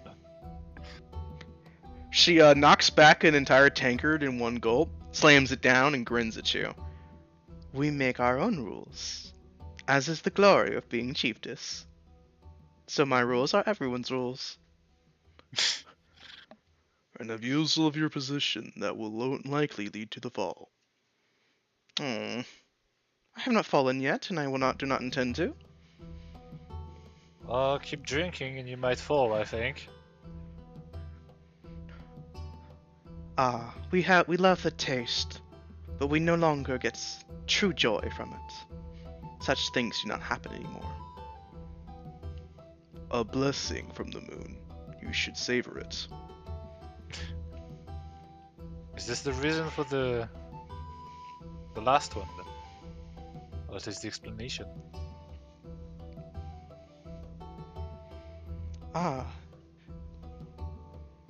She actually, surprisingly erotically runs a finger over her lips. Yes. For this, we taste of the moon. I'm gonna raise an eyebrow at that. There is a place within the forest where the tear once fell.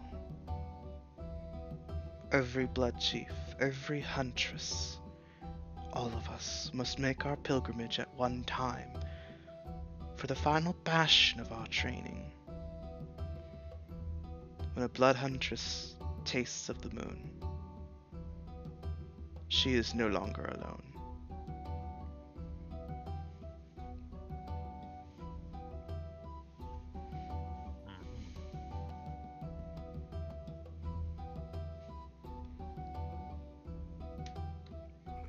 No, Marshall, this sounds like a cult. I mean, it is one, clearly, but no. Like, What a cult! Nah. no. Just have the crazies, or the calls chieftains, or the like, she dresses in red, she tastes the moon. Totally not. Right, well, the question of time then. Honestly, have someone who tasted the moon. Or what should you ask? As Countess. That is. But then, what does the moon taste like? I mean, so like I will be able to. She closes her eyes in thought. She sits there for a few moments before opening her eyes. Deep, bitter, sweet, and watery.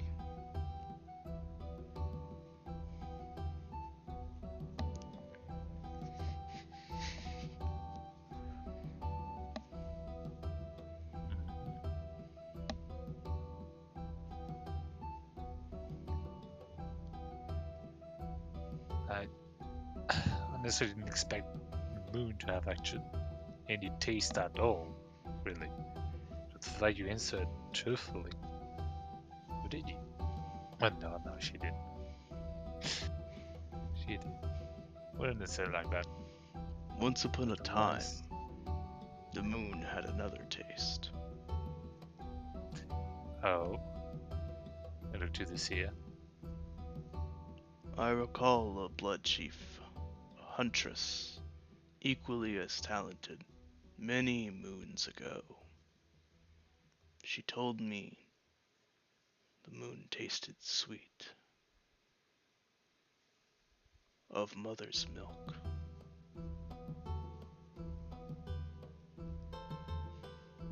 I did not taste any such sweetness, I assure you. No, in fact, it was much, much bitter.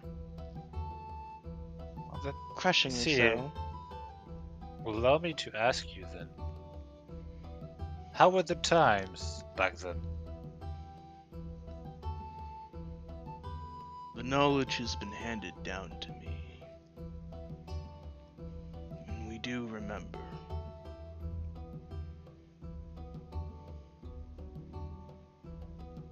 At that time, the forest was tall and dark. The lands to the north and south were yet unsettled.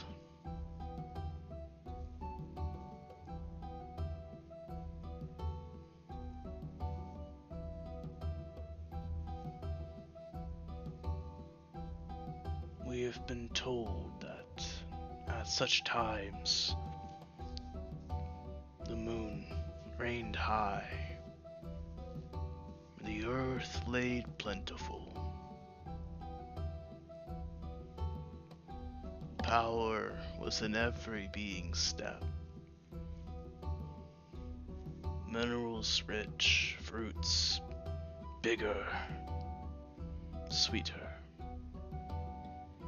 Magic essence aplenty.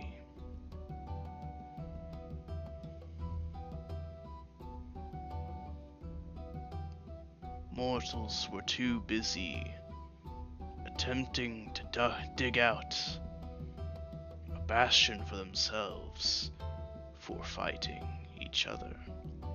They banded together for such a task. The divisions between mortal kinds came later. This is what I have been told. Sounds Then awful boring. you contrast to these days where populations have settled all around the kingdom, or the realm, really. Wars on the horizon. With the war of the dragons just barely finished. Minerals such as orichalcum is nowhere to be found. Forests are slowly but surely diminishing. And, well, news of a plague to end all plagues has come to us recently. So now, the reason I ask is that I think quite clearly the test of the moon is a reflection to, well, how times are. To all of what you say is true here, it seems that back then was a much happier time, a time of growth, which would explain the mothermilk taste. Well, here, well, it's not very pleasant, is it? Explaining the bitter, watery taste. It was a bit like a soiled fruit. Right.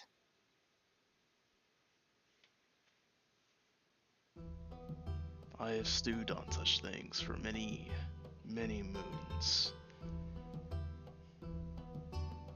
Stared at the silvery heavens, wishing for that insight. They do not speak to me to inform me of this. Instead, I am left to form my own decisions. And I believe, yes, such things are true.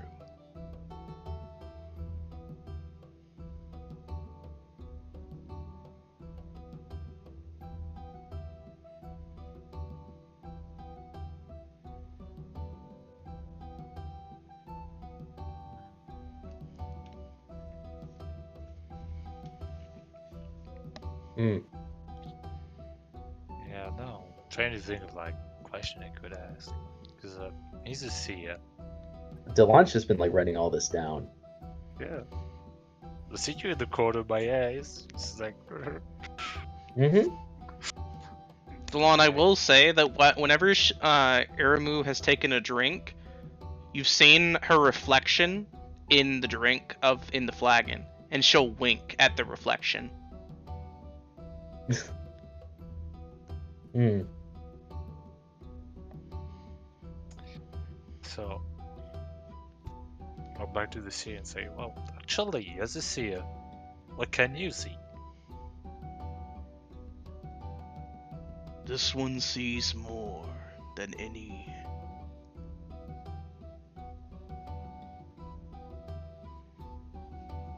For I can see within yourself. Walls made of mortal kind do not impede this one.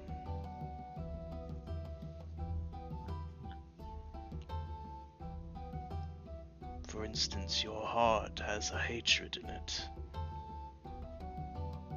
That one has been wronged once, greatly. You desire to make that wrong right.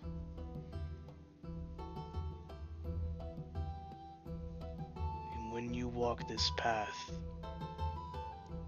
you wish sometimes to do much more to make it right. And in those times, your radiance is tested.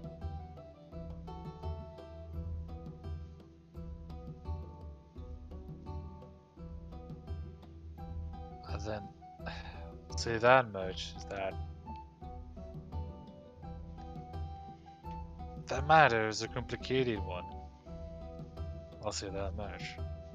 So that I do abhor hatred for that man, but at the same time, simply hatred for what he did, not for what he is. If that makes sense. It makes perfect sense.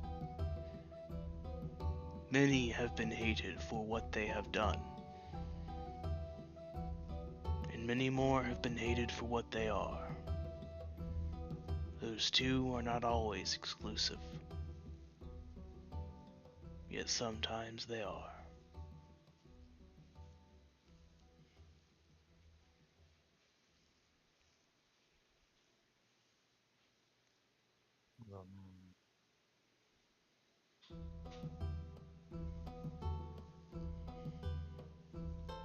So, from what you say, I really wonder if I should really do it. At this point. Well, It is not this one's place to educate you, foreigner. Not on this matter. I know. It's just that other things I've learned recently is also comes into the mix. So it's really just another, I don't know, petal to the revenge flower, shall we say. Perhaps one day it will bloom. What forms that flower will take shall be interesting. Lord, do we know spring is still far away?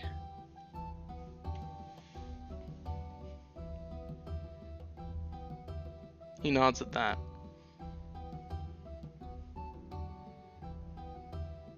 You are not the first travelers to come through here. There were others.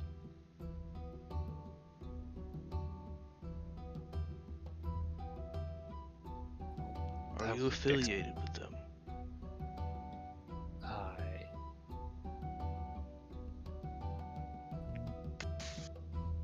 I can't say because, well,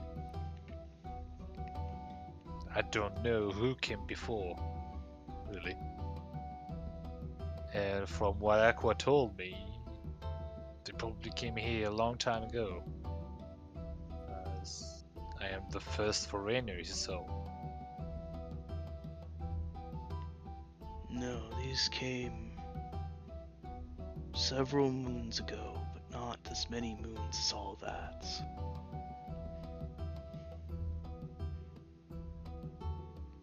To remember, it is 3 years now they had passed through here.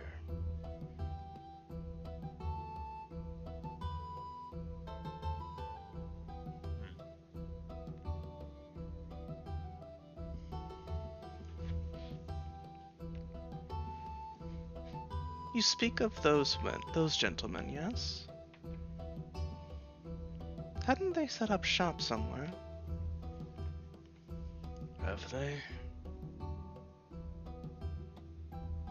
Well, that's where I would ask you, Marshall, if there's anybody I've ever met my time as a blacksmith who ever went to the Jar Village or talked about it. Make me a history check. Yep. Coming right up. 11. You know no one like this. I'll say none who came Do you to want my me to make a history check? Uh, Do you? I mean, maybe for later, yeah, we do Alright. deal with that, but like personally, I'll say, well, none who came to my forge within the last 3 years have mentioned coming here. So me personally would likely not be affiliated with whoever you're talking about. I see. The group walked with a similar silver soul.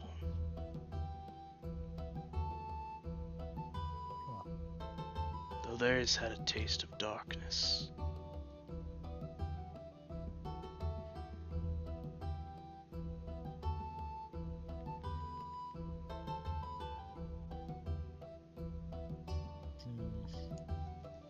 Well, there's plenty of men like me in Reynold, so if it was from there, it would explain the Silver Soul. They seem to be from all over.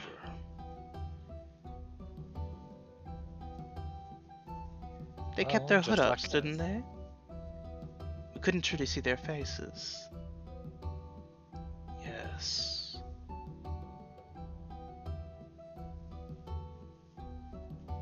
Do they have any particular or notable features, really? I mean, hood up doesn't really mean anything if you have, I don't know, a tail sticking up or yellow hands. Didn't one of them have horns? I do not know. I do not see people in that fashion.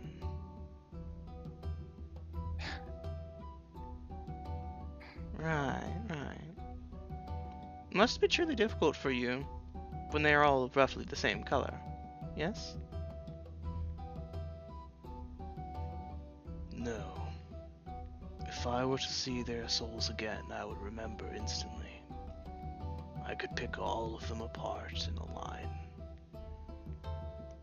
Truly, such fires don't burn together. They burn separate. Yes, very few souls burn together. I mean, if you see soul like we do people, then unless it's a very big crowd, they won't really blend together. I just look at us three. I mean, we're close together, we're not blended.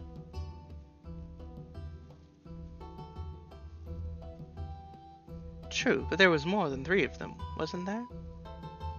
Right. Maybe there is, but I'll point to the table there. We were 6 over there. We didn't blend together, did we? Oh, No.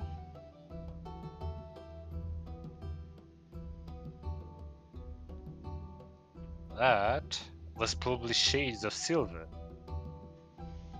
In a way.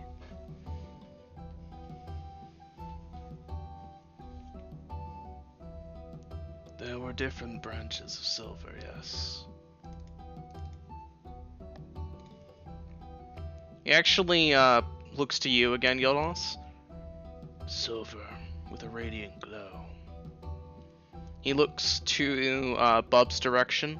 Silver with an almost bluish greenish glow.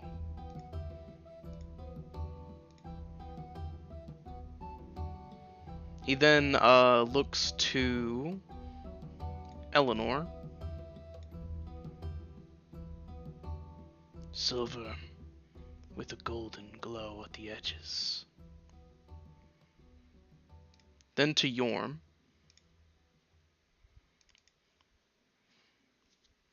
Silver, but with a red glow at the edges.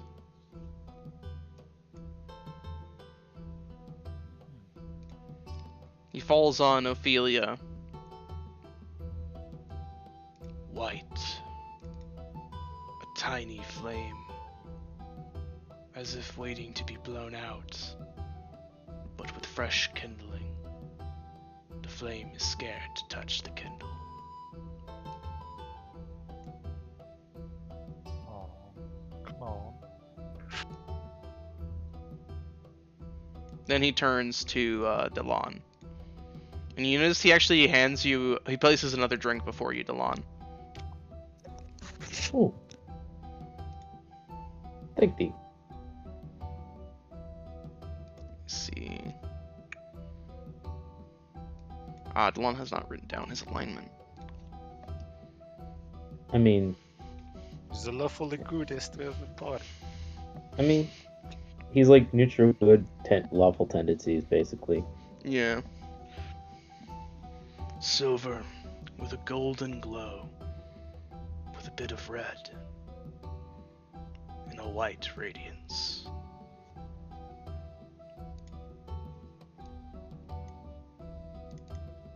He just like says that aloud in front of him. Yes. Oh. He says it while handing you the next drink, essentially. Oh. Like Delon like looks to his person, like, am I writing anything? No? Okay. You see as Iramu actually turns her position to look at you. Truly, such a chromatic soul. Oh Lord. Hey, but your lover is also a Fed-seater, am I wrong?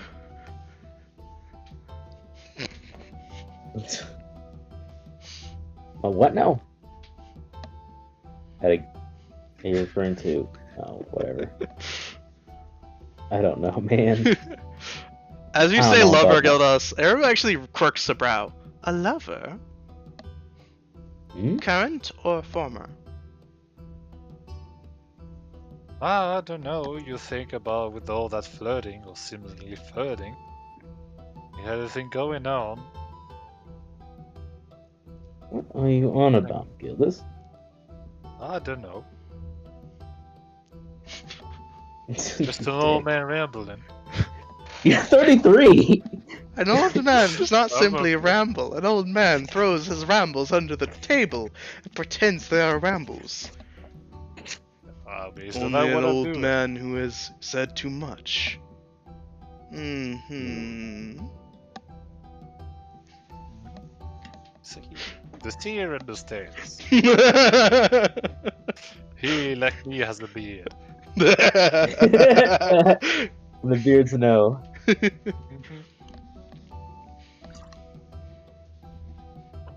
Do you have a affiliation with someone here? Dylan like kind of pauses for a moment and he's like, none that I can recall at this time. I see. Basically, none that's made themselves very much known. She actually stares That's at you the way for a he'll put moment it. before nodding to herself. Good to know.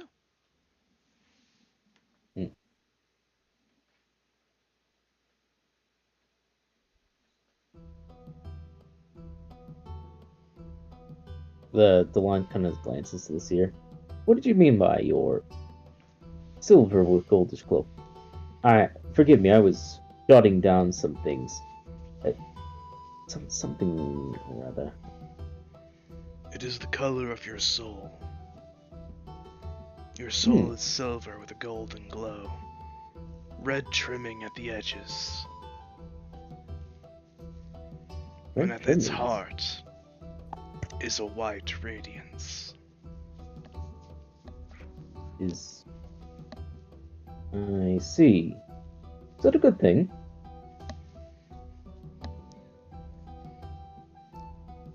It is neither good nor bad.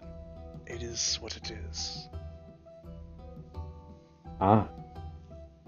The neutral answer. Well, Gildas, he's showing you up there. Well, yeah. It's You're not so saying much the that. neutral path. It's more so much the seer tries not to influence those way that they walk the life too much. Isn't that right, seer? You're simply here to nudge every so often. If someone is faltering, you offer them a form of guidance in a historical lesson. And you then let them piece it back together, so that they might refine their path. All must walk their path. Where their path leads is a culmination of their life and choices. Every decision they've ever made shapes a man into what he will become. Indeed. Everybody got their story. It's up to Hmm. them to tell you. And it's up to you whether you have advice or not. Wait for me, with my father, wait for my grandfather, so on and so forth. Iramu One, like, nods. hmm, Go ahead. mentioned his grandfather before. No, it's like you've mentioned your grandfather now a couple times. Don's curious, Yeah. but he's not gonna throw you under the bus, so he's gonna let that go for now. As far as I am concerned, a soul, described as such, is a multi-layered, beautiful sounding soul.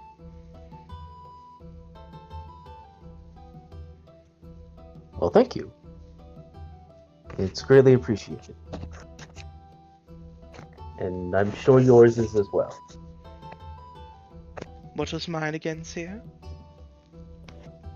Or am I allowed to describe it this time? You cannot describe what you cannot see.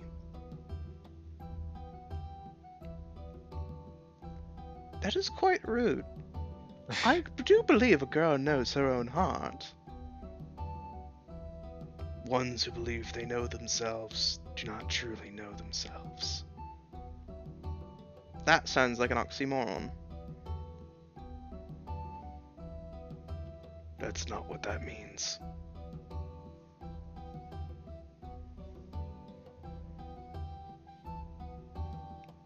Perhaps it's an onomatopoeia then. That's not what that means. Fine. Quit belittling me and describe my soul to the luminous Dragonborn.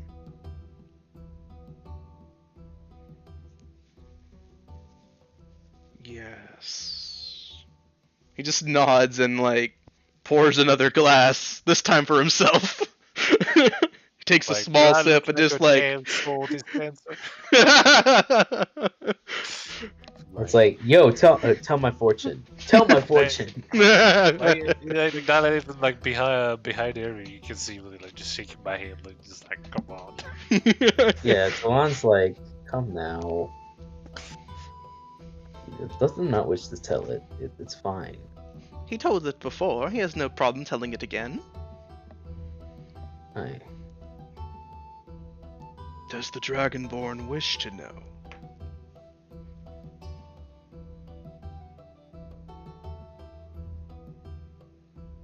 I believe one's actions show forth their soul, who they are, who they truly are. Words are meant to help you. They are your armaments, your weapons. They can be your defense. But it's one's actions that truly prove whether or not they are. And your soul reflects those actions. I, even you may see directly, I see through actions. And if they do good through good actions, their soul will be displayed either way. By that logic, you seem to imply that those that do not do good do not have a soul. For what if one does not make good choices? Does their soul therefore not manifest? No, their soul course is in existence, but they've damaged it. They have, how would you best explain? They have not given it proper kindling. They are letting it die. It's all the harder to then make the better choices when you think you cannot make none. But I believe everyone has an opportunity to do good, even in the most difficult circumstances. It's that great opportunities, those great moments that allow us to truly exist as what we are. You know what? I'm gonna roll charisma on that. I'm gonna roll some charisma because he was being positive. Alrighty. Big So net 20? 22. Not 20 yet. I guess advantage if I have it. You do, because you're a Dragonborn. Dang. Because of your luminous scales when you roll persuasion while basically being, like, like showing off your magnanimous, you can get a nat 20. You can get an advantage on persuasion checks. Hmm.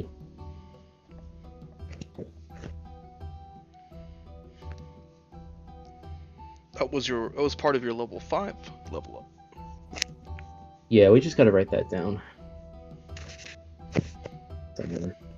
Yeah, we can write it on your sheet somewhere at a certain point. We'll just put under like Dragonborn stuff I'm gaining. Yes.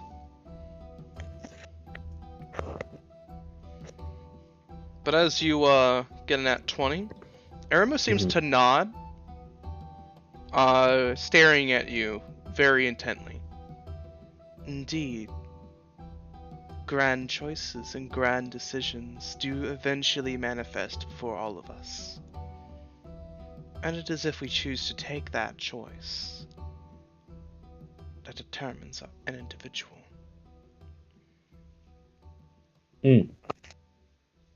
Precisely.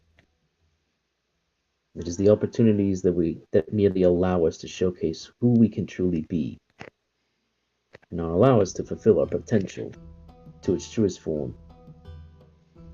Those who throw that away throw their own selves, their own fire being, their own heart's fire, until it empties into nothing. And I pity those individuals.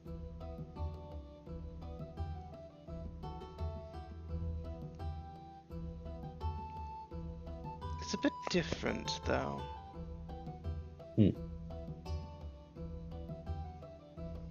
I'm sorry, what'd you say? Oh, she said it's a bit different, though. How so? Well, you believe a soul is weakened, it dies when one makes horrible decisions. It can. We are not taught this. We are taught that no matter what decisions you make, your soul remains the same. Some, it might embolden and you may gain further life, if you yourself are filled with life. But surely the brightest lives burn the brightest.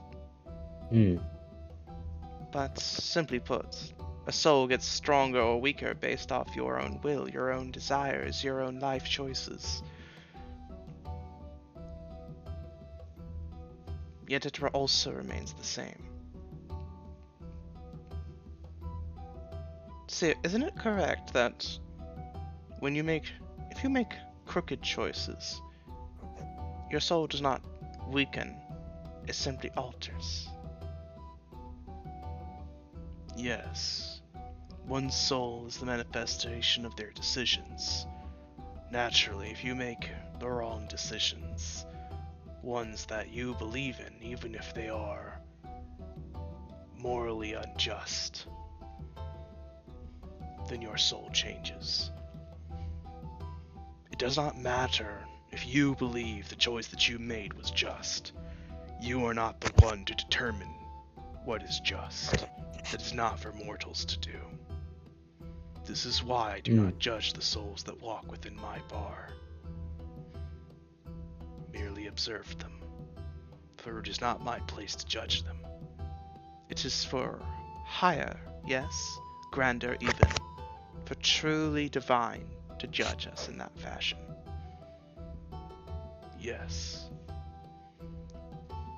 For only creators can judge the moral standpoint of this world. And all know, somewhere within them, what is morally just. But some ignore it. Yes.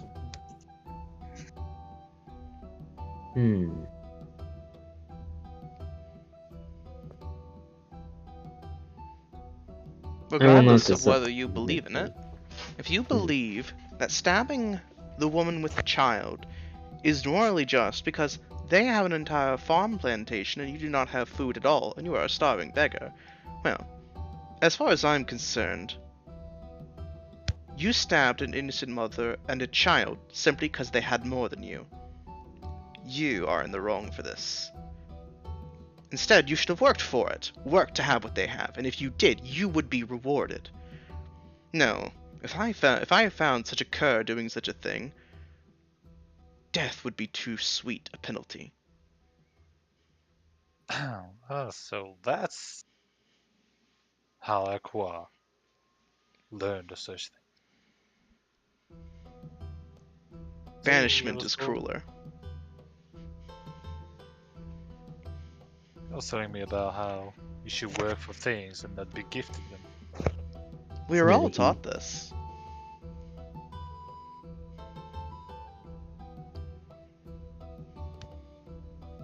Hmm. Not all work for it as hard as others here, though. Those who work the hardest achieve the position that they desired. Hmm.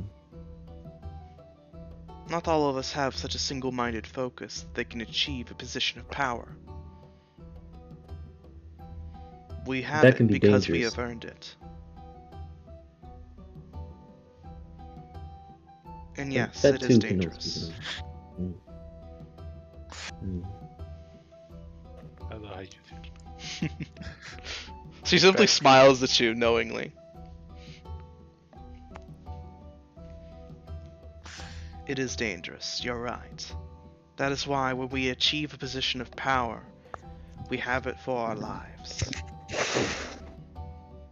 And if we have been deemed that where we're leading things is wrong, typically speaking, we can be challenged for it. I myself defeated the last Blood Chiefess in honorable combat, and I managed not to maim her or truly injure her to make her no longer physically able in any fashion. I defeated her fairly and squarely, superior might, earning my position. I was simply a better shot. And you are respected for that, for the mercy you showed to your sister. And I know, despite all of my gallivanting, that I do have responsibilities here. I follow them. I change the rules, yes, but only because it lets all of us in the sisterhood live better. Not just for myself, for all of us.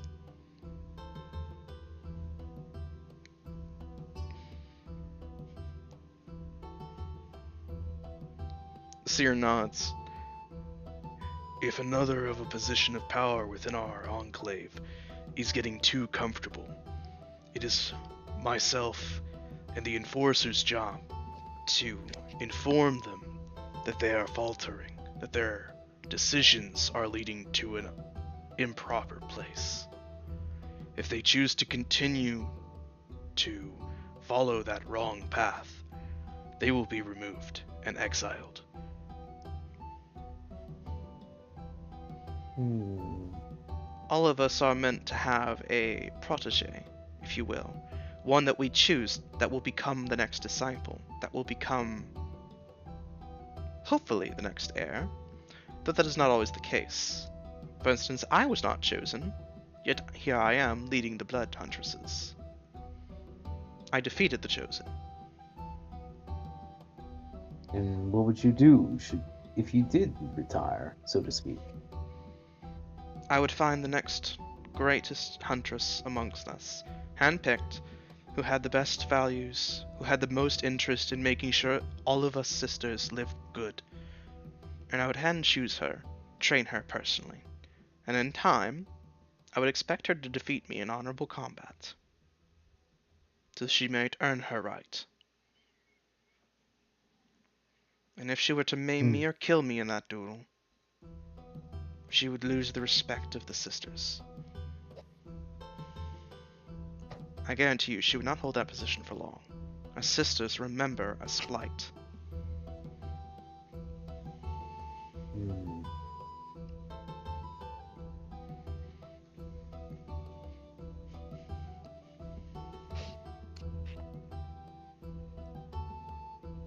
Though if I ever do truly decide to retire, I'll have to find someone to retire with. Oh, It's the only reason I retire. I cannot remain chiefess while attempting to be a wife.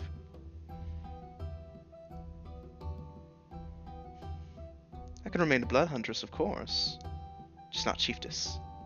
My sole focus would be on the man that I am with.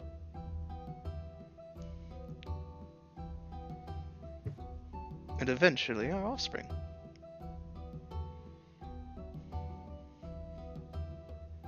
A noble goal. A2. A2. You son of a bitch.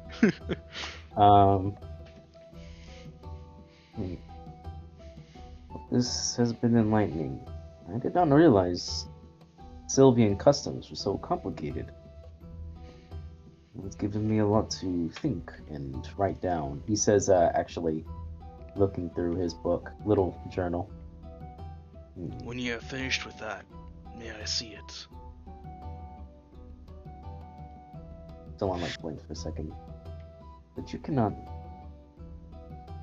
Yes, of course. I'd be honored. Thank you. If there's anything that seems a bit incorrect, I will attempt to aid you. If you do Please do. believe that the writings, though, are true, I will not force you to rewrite them. Simply advise against keeping it. That's my main concern. I'm only trying to make sure I have the truest sense, with as little bias as possible.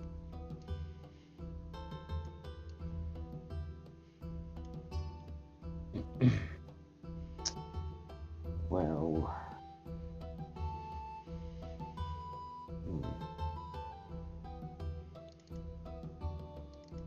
Delon will actually say, Lady Aramu, thank you for allowing us to stay here in these lodgings. It is greatly appreciated. Of course. If you did not stay here, you would wander indefinitely and very likely end up in a worse place. Aye, this is why you have our thanks. My thanks in particular, and everyone else's. But I don't wish you to think this is any kind of burden. I heard from her ladyship, the matriarch, that you would feel the full. And I would not wish you to befall any punishment on our account. Oh, think nothing of it. I was positive that all of you were of the right mind. I'm a good gauge of people, and I was more than ready and prepared to take whatever fall comes if my judgment was proven faulty. Besides, my reputation can handle it. I'm very well respected amongst the Blood Sisters. Take quite a lot to shake their faith. That is a So, dangerous what is gamble. the full? The Sorry. fall is... how to put this? Seer? You simply wish to give it to me as you do not wish to explain messy clan details. Oh, but it is your duty to inform us. I do not wish to say the wrong thing. You know the fall better than most, Aramu. Oof. Serious Oof. correct. Oof. Oof. That Actually, is- I'm gonna back this here up with that. This is say, Ooh. well, if the seer knows best, and he knows that you know best, then should you tell us accordingly? Oh, fine. No fun, no fun. The fall is a reputation slighting. When one fails, when one has failed the Enclave, they take a fall. It is a metaphorical and a spiritual fall. We have failed many, so we have fallen. The more one falls, the more one is a failure. The more one fails, the more they have to make up for it. With every grand failure, with every grand disappointment, your reputation and your position within the clan is brought into suspect. Fall enough, you will be banished. With hard work and determination, one can overcome their fallings. They are never truly stricken, simply absolved. A record of all fallings remains.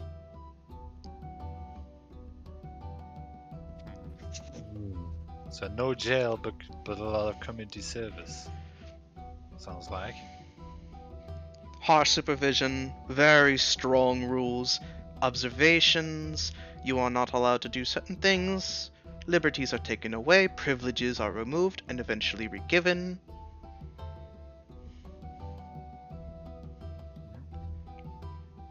I Well, learned a actually, long time ago that it's better to follow the rules. speaking of rules and all that, just reminded me of another question I wanted to ask. Should we be allowed in the village proper? What is there to do? Well, what can Hmm. we do?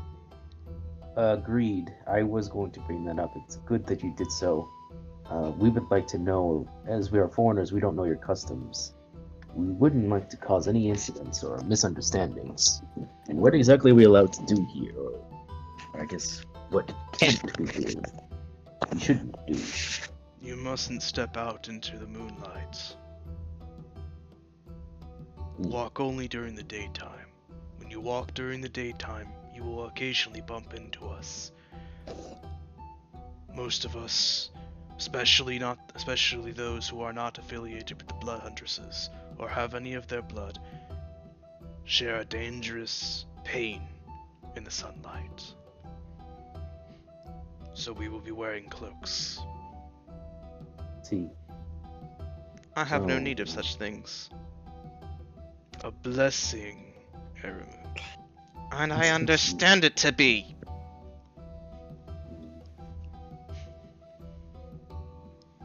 so only in the sunlight. Where should we stay in the moonlight then? Here in the lodgings? Inside, yes. Inside. Okay. Are we allowed to trade with any here? We not. We would need to seek specific counsel to gain. I know the matriarch and patriarch mentioned that we would have to prove ourselves of some measure. Is correct? Yes. Let's see. We have been observing you since you entered. We will continue to observe you while you're here. If you wish to be able to trade with the people, you will need the enforcer's permission. You'll Ah. find him at the table over there. I see. Good. Let's see. Is there anything else important we should know? Beyond staying out of the moonlight, do not walk too far out of the village without a guide. Understood. Stay away from the high castle. Castle.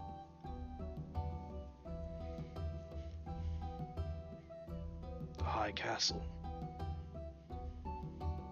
There's a castle and something. I understand. Do not approach the high castle. Understood. Spirits of unrest reside within. I see. The chief reason us to not move within the moonlight is not just because the moon itself watches, and if she doesn't like you, well, you might disappear, but also because the spirits move within the nighttime. My sisters are on the watch in the evening. I would be among them, but as it is my responsibility that you are here, I get to watch you all. And trust me, I would Convenient. most likely prefer to be out there. I do love hunting. Do not attack time. Do not approach the high castle. Do not walk in the moonlight. Stay indoors at night. And only travel around the village during the day. Yes, I see. I do have a few more requests. Certainly. Please You've been keep more than charitable. foreign and outside ways of living and influences away from the Youngbloods. Stay out of the Women's Guild, as they are unwed, and unsullied. Okay. Understood. And please do not dilly-dallying try to is- corrupt the men either.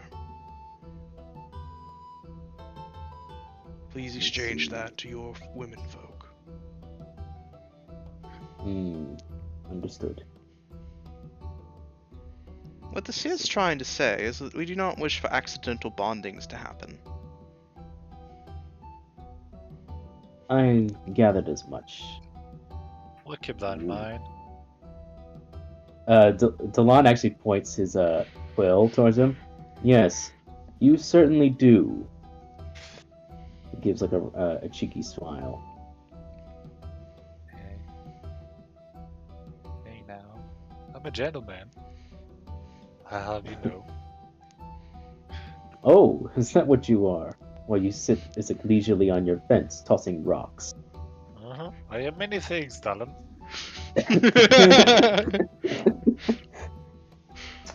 Many things. That is certainly true, Sir Gillis. You are many things. That I have no doubt.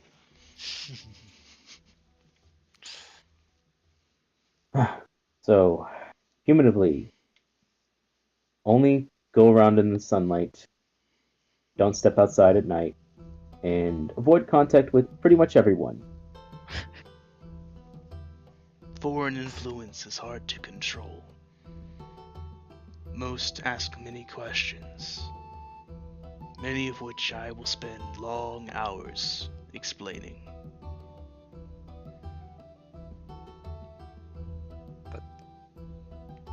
If they do come to us, what should we do? Indeed. Simply behave and try to keep from informing them how to live their lives. Many moons ago, a paladin once came here and attempted to educate us on the right path. The enforcer attempted to burn him at the stake. Oh, I know this one. The enforcer attempted to burn him at the stake. The matriarch took pity, took him in as a pet. He broke out, attempted to leave within the woods, and he bumped into a blood huntress who returned him to the matriarch. The matriarch realized that he was already bound to another higher entity, unshackled him, and allowed him to leave under the understanding that he never return again. Yes? Yes. It was most unfortunate. No crusades or horrible wars arose. So I'll look to Talon and say, you think it might be, you know, Delon just kind of goes and gives like a table for later. Kind of gives like a contemplative look. That was many Question years mark. ago, wasn't it? Yes. He was a young man. I reckon he looks like myself now, for he was but human.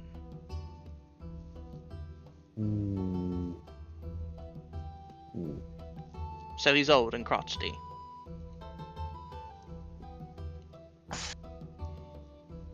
But not without the fire, Lady Air. No, Really crotchety. unfortunately, the seer has a fire hotter than any of us. It's all for our good nature that he chooses not to burn us all down with it. We should only be so lucky. And my patience is forever tested whenever you enter my lodge, Ermu. One day I'll get you to snap.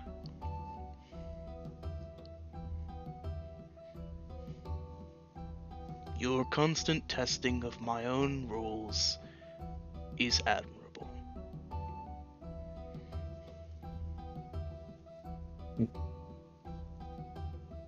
growing a just lot, think man, he's like- honestly.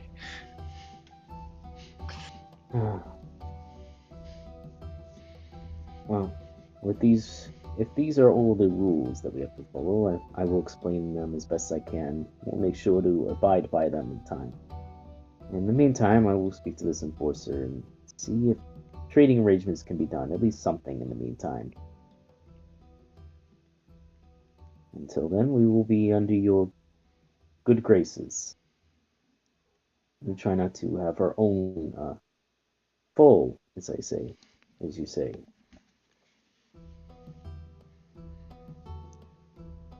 He nods at you, and he actually hands you both one more drink. Your dwarven compatriot paid for an entire night's worth of ale and then some. That's your boy. Thank thee. I would prefer to hand the money back, but what has already been exchanged would be rude to return. Do not worry about future beverage purchases. I will inform you if you go over your current tab. Understood. Thank you once again, for your hospitality and your knowledge. It is greatly appreciated. Like that too. The knowledge is nice to be appreciated. However, it is my duty, and it is my life's work. We all commune every once in a while, and it is our duty to share it. I couldn't have said it better. And when this volume is completely released, when I believe it is, I will ask for a look over from yours, of course. I'd be honored to have a personal look over before I take it elsewhere.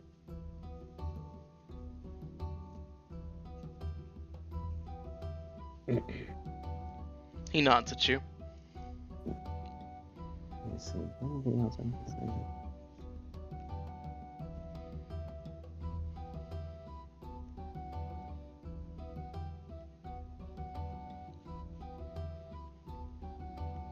I guess I will go. Yeah, I'll just go to the enforcer now. Might as well get it done. As you walk over, you hear Erimu say something as you walk from the bar. Mm-hmm. I'll call on you in a few days. Hmm? Oh, should you wish. I doubt I'll be going anywhere in a few days. She simply nods back again. As you walk by, you see that the matriarch and the patriarch are visibly kissing each other. Oh, okay. Very close knit. Oh, think of the children. Oh no, think of the children. As far as There's they're no children concerned, that is a respectable form of affection. If the children do not see affection, it'll be weird. Check it's your nipple, the beyond anyway. Whatever. Some enforcer shit done. As you approach the enforcer, he doesn't really look up from his work, and you see that he has a ledger in front of him. Mm-hmm. It's written in code that you can't read. Okay. And as you get closer, you find that his badge, which is a chain around his neck, is a symbol of the moon, pure silver and very reflective. He wears a leather coat and a very simple garb. His hair is done up in a ponytail. You could tell that his hair was once a very different color, but it's currently turning very white. It's got streaks of it here and there all over the place. He has a scar running down his face, and his eyes are ruby red with black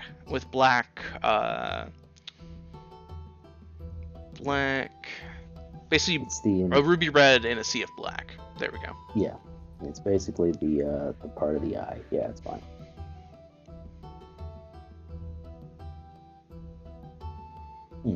Delam will approach, holding a tankard. Well met. Is it well met?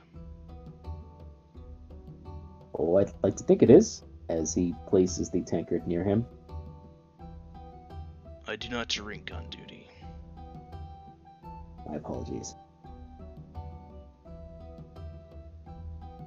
What do you mean by well met? Do you mean that it is well to meet me? That we have met well? Or perhaps something else? I believe my initial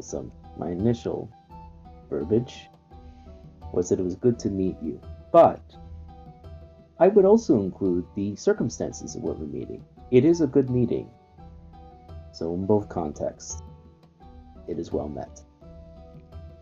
And forgive me for my lack of introductions.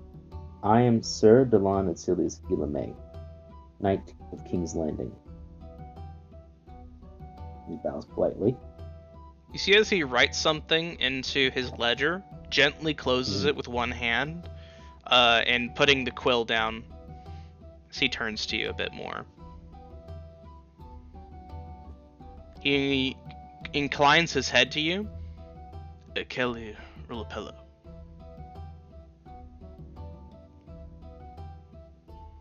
I am the chief enforcer of the Sylvan people. It is my position to deem all law, all order, and customs within our enclave.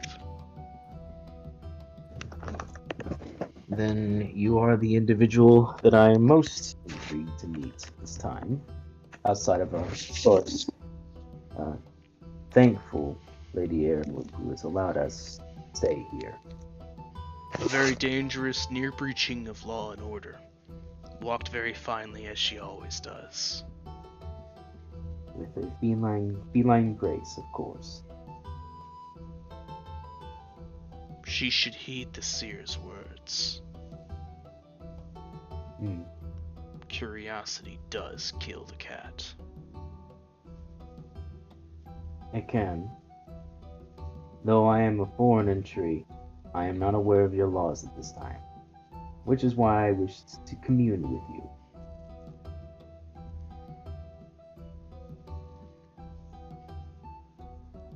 Do you wish to know the laws to follow them, or to work around them? Hardly. I wish to know them to follow them. I'm not here to cause an incident. This is my first time visiting this place. I have no interest in causing disinterest, especially such an ostentatious occasion. Right. Sit across from me there. And he actually points to this chair here in the middle. Oh, okay. He turns his chair to you a bit, Mm-hmm. and his posture is surprisingly welcoming, but it's also, you recognize a man ready to strike at any moment, despite the apparent relaxing of his posture. You can't help but be reminded of being interrogated at the academy. Ah, home.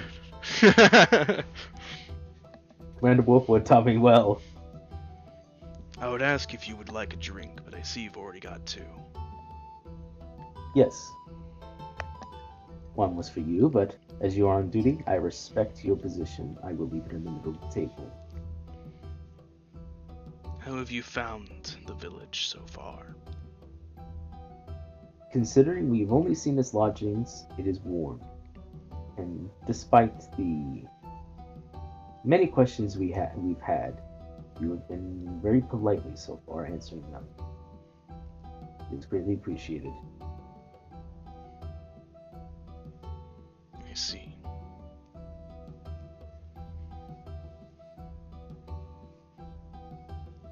And has anything been bothering you? Bothered is not the word. At least, personally speaking. These are strange customs in some nature, but again, I am foreign to these. And as my position allows, I take into consideration different cultures and customs and respect them in kind.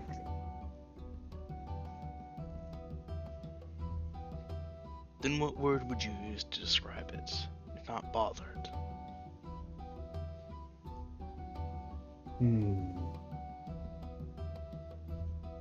Estranged.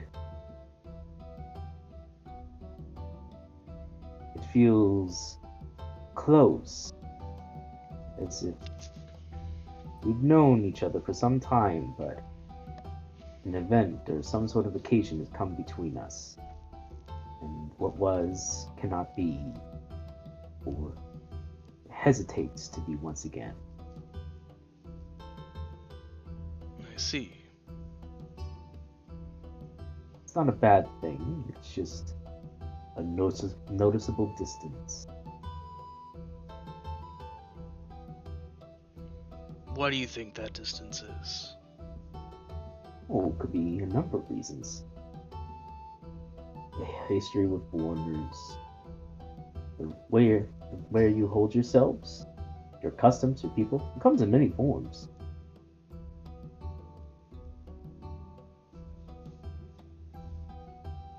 If you were to settle on one, why would you believe that to be the case, though?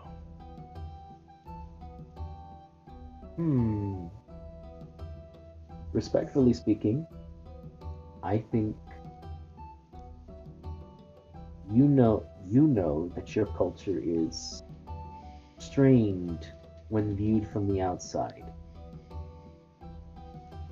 And you would like it to keep it the way it is. You think by telling people little, it will prevent any damage, any issues. But as you said before, curiosity killed the cat. And I have no doubt there are many curious people in your village. Indeed. It is better to educate properly than to hide certain information. Mm. When one does not I- understand something, they can wish to understand, which can lead them to a path most dangerous while attempting to find that understanding.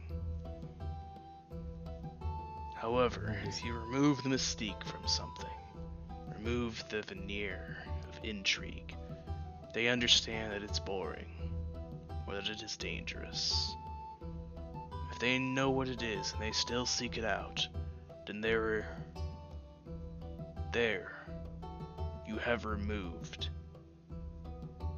the innocence. If they still seek it out despite knowing not to, and they have been properly informed, you know that they are criminal. You know they are unjust. I think we disagree on that front, though I respect your opinion on it.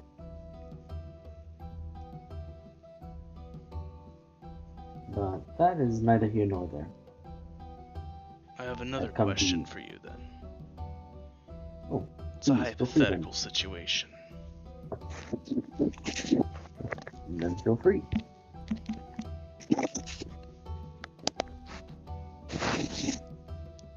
On a cold midsummer's evening, a group of 13 cloaked individuals walk into a cave. They light candles and draw diagrams on the floor. They all were taught once by a great master. In this situation, they all know that they are breaking the rules their great master stressed to them not to do. He explained to them multitude of times what would happen if they broke these rules. And in fact, that is exactly why they are all here. For that same purpose. They want what he told them not to have. What he informed them would lead to disaster. These 13 individuals began an incantation, deeming to summon a creature, not the proper way, but improperly.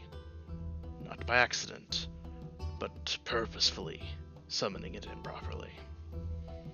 Instead of giving the incantation forwards, they give it backwards. Backwards, and in a sister dialect. Due to this, they summon a foul creature into the world, Instead of communing with the angels on high, they have summoned a demon. The demon proceeds to kill all but one of them, and make that one its disciple. The one who convinced the others to join him on this escapade is given their magical essences in exchange for his fealty and loyalty. He is then encouraged to convert and corrupt those that he comes across to the cause, many of which are sacrificed to bolster both of their strengths. Now, who is at fault?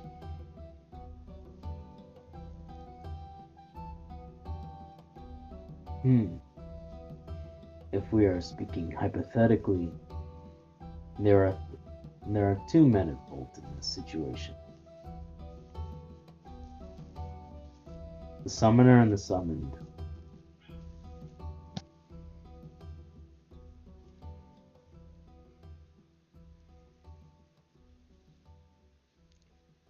The Indeed. master did what they could, and it is the responsibility or the lack of which that drove them to commit it. I will not defend them in this hypothetical.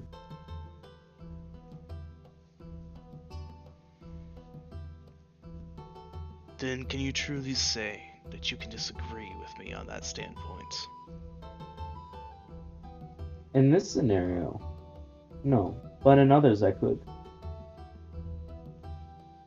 You've narrowed a scenario to specifically pick one which will best benefit you. It's a good tactic. Excellent, even. But that does not dissuade my feelings and consideration on the evils of whether or not one chooses to make a decision. Because there are many reasons why one would choose to do something. They could be coerced. What of those that were convinced otherwise by this evil? Are they truly evil for committing an act that they were coerced into by another one's actions? Was the master made as many attempts to do so? You could even argue that the master, at some point, did not do his truest duties because he sensed the evil or sensed the fallen, and this other individual did nothing to stop them from convincing others. We could go down this rabbit hole all we wish. Justice is complicated. But only the truest righteous, only those above ever can truly give what was just and what was unjust. But by actions alone, two men are at fault. Those that convinced the others that turned their souls blacker to commit such an heinous act, and the summoned, which then destroyed them and chose to be a being of evil.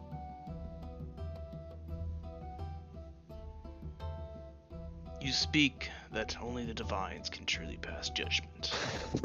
Then you understand the burden of my position. Of course. I made no illusions otherwise.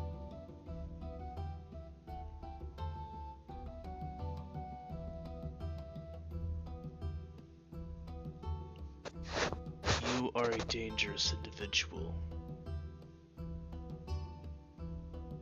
How so? You have a silver tongue. Additionally, you have a very particular moral compass, and you will argue with others over it. This will get you into trouble in some situations where you cannot in good conscience stop someone from doing something, even if it's against what even if it's what they believe in. You would step in. In essence, you feel it is your responsibility to pass a sort of judgment, to try to assist in stopping such things.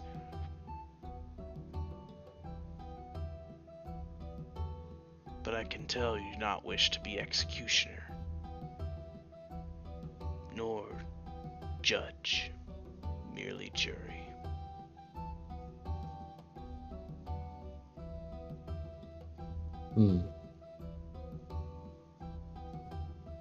I only wish to inform others that there's another path. And I view in that moment in time, perhaps they have not gotten all the information. Perhaps they're not aware of the situation. In your scenario you proposed, if only I could have spoken to those that he convinced otherwise. If only I could have told them something different. Perhaps I could have stopped them from committing the atrocity. If only I had spoken to the master. Perhaps he could have seen what was happening to his people and stopped it forthright. If only I could have spoken to the people who was going down a dark path, that this was not the path he had to choose. Perhaps then he would not do so. But that's all maybes. What could have been. Unfortunately, there is nothing that can be done from maybes or could have beens. No. This is what I have learned. This is what is. When one makes the faulty decisions, continues to make them, and walks that path, they will find themselves in front of me.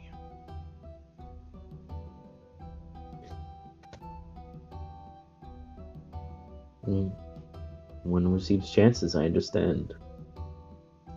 That's why I have not shown you any level of disrespect, and I understand your burden.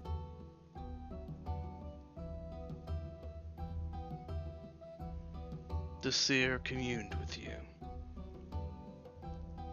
Eramu brings you here. Matriarch and Patriarch played nice. I do not intend to pretend to be nice with you.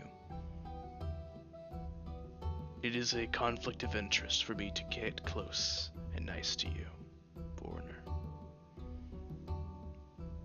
He actually stands up, holding his book up. He actually pockets his quill, and he holds the book under one arm, essentially. He turns to you fully, staring you in the eyes. Do not take my curtness and my purposeful distance as a form of aggression. Simply what I must do to remain impartial on your case. I understand. Then in that case, if I may be so bold, we have very little we can do here. We've been told to stay inside at night. We've been told to not talk to the young women, young men. Understandably so, because you do not wish accidental bondings, as Lady Eramu pointed out. You do not, but we can neither trade at this time, nor venture outside the village at this point. So tell me this then, Great Enforcer. Is this nothing more than a gilded cage?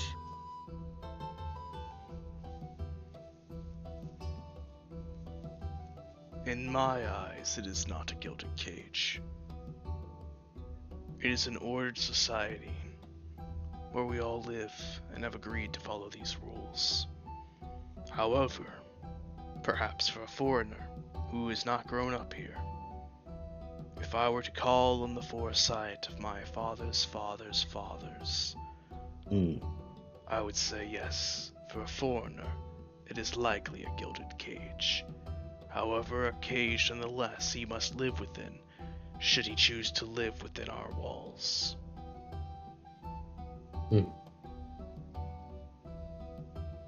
I see. I appreciate your honesty.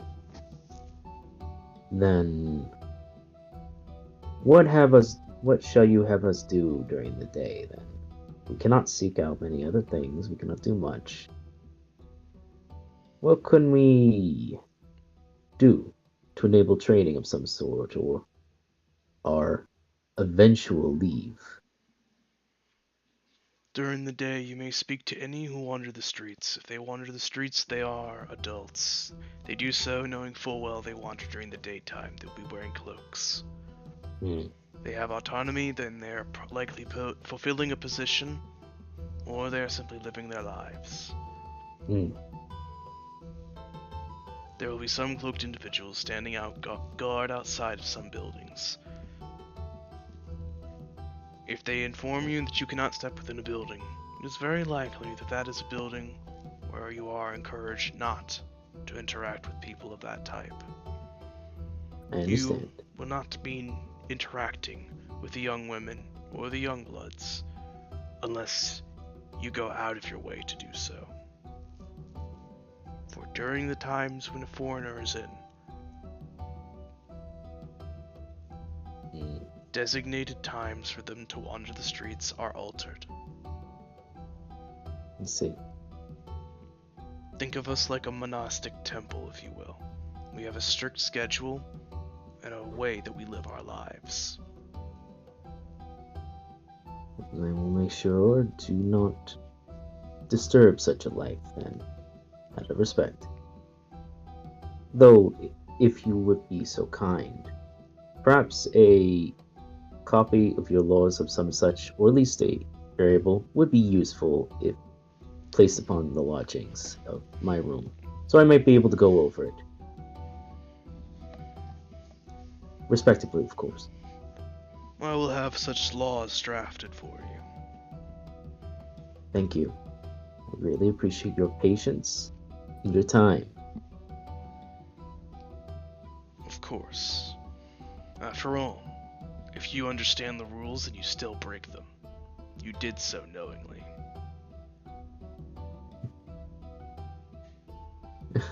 I suppose. Well then. Once again, well met. And I hope you have a lovely night. That remains to be seen. And that's why I said hope. He starts to leave, but stops and turns to you briefly. There's an odd quirk to his lip, as if he's almost smirking, but not even stopping himself midway through. Hope is something a man can give himself.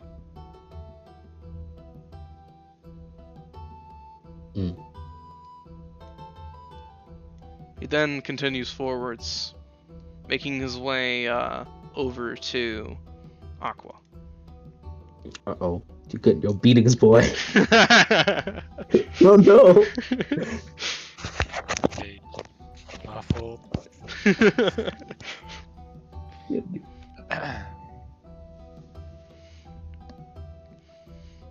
Alrighty.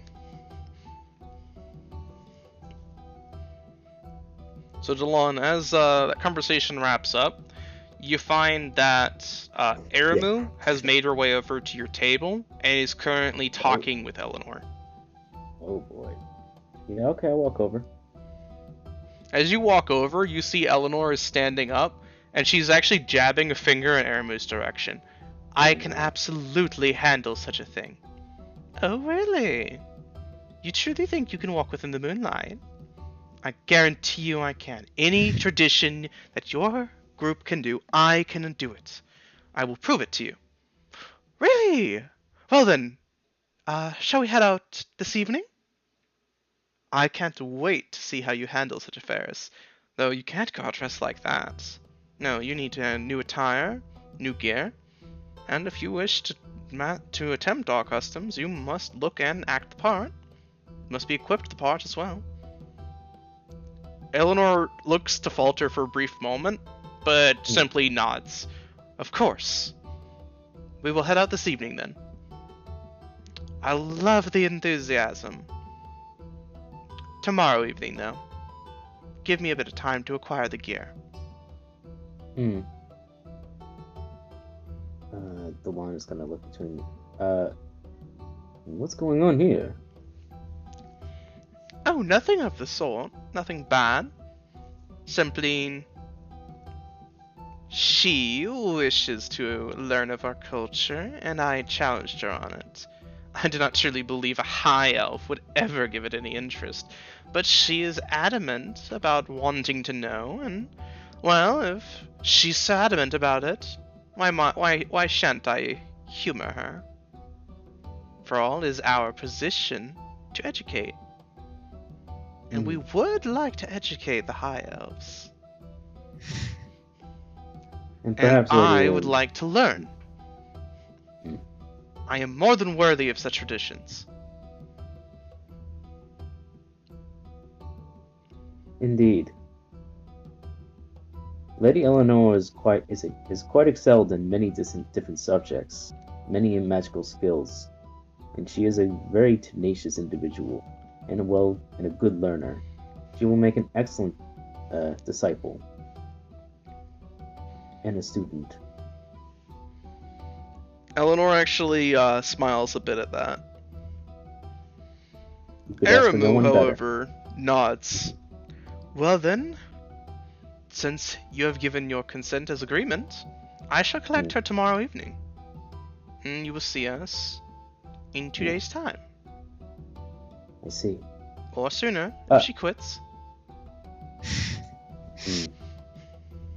Lady Aramu, for a moment. I believe you did not properly address Lady Eleanor when she first appeared. I don't think that's proper custom, especially since she's not to be your student.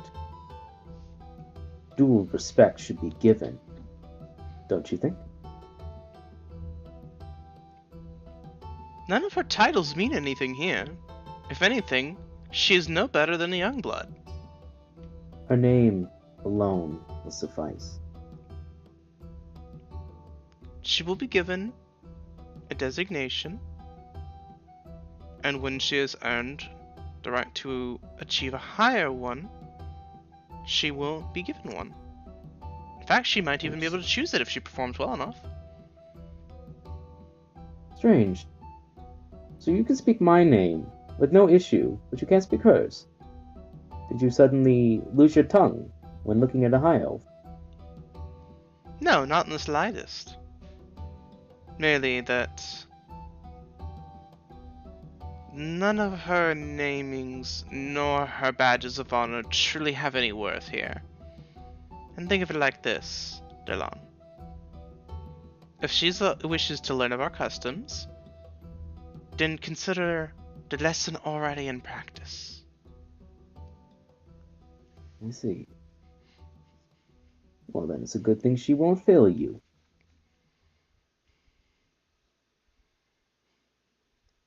If she does not fail me, I will personally buy her a new outfit, I will personally acquire her an armament, and I will personally take her out somewhere. And I will personally be happy to see you do so. Until then, I think we have things to then discuss.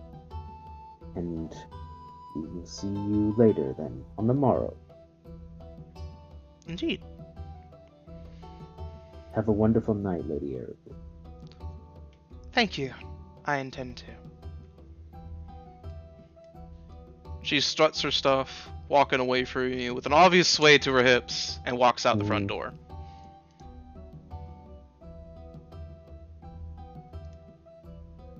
Which I will move her over here for now. So, what did I miss? He looks to Eleanor. Not too much. She came over to our table and was asking us about our travels and ourselves, and eventually it came to the discussion of that I wished to learn from her, which she laughed in my face, and I stood up immediately, told her that I was serious, to which she laughed doubly loud. Then she offhandedly remarked that if I was so serious, then I would be more than up to the task to join her for Blood Hunters training. Which I said, yes, I would more than be happy to learn of such a custom. She then stopped laughing and gave me a very serious look. She said, "You will never become a Blood Huntress." Which I took personal offense to and said, I may not wish to be one, but I would still like to attempt it. She then shook her head and started to walk away, saying simply that if you do not wish for it, you will not even pass. And I demanded that she give me a chance. She got quite upset that I was demanding anything of her. I do not believe that she values me in any way. It's like I am even worse than property. No, we have no idea what that feels like, now do we? You told me to get into character for that. I apologized. I'm not blaming you, Lydia. Relax. I'm only making you understand a cultural change. Where you were, from that perspective, that's what we felt like. Now you do too. But you've done something more impressive. You challenged her on her thoughts. She assumes that you are not good enough to be in a position. Normally, I would say your pride was unnecessary, but I am proud of you. You stuck by what you believe, and you mean to attempt it earnestly. Prove her wrong. Prove that you do belong here. Show her that a high elf is just as good as you. There's a lot of assumptions being made right now of our cultures.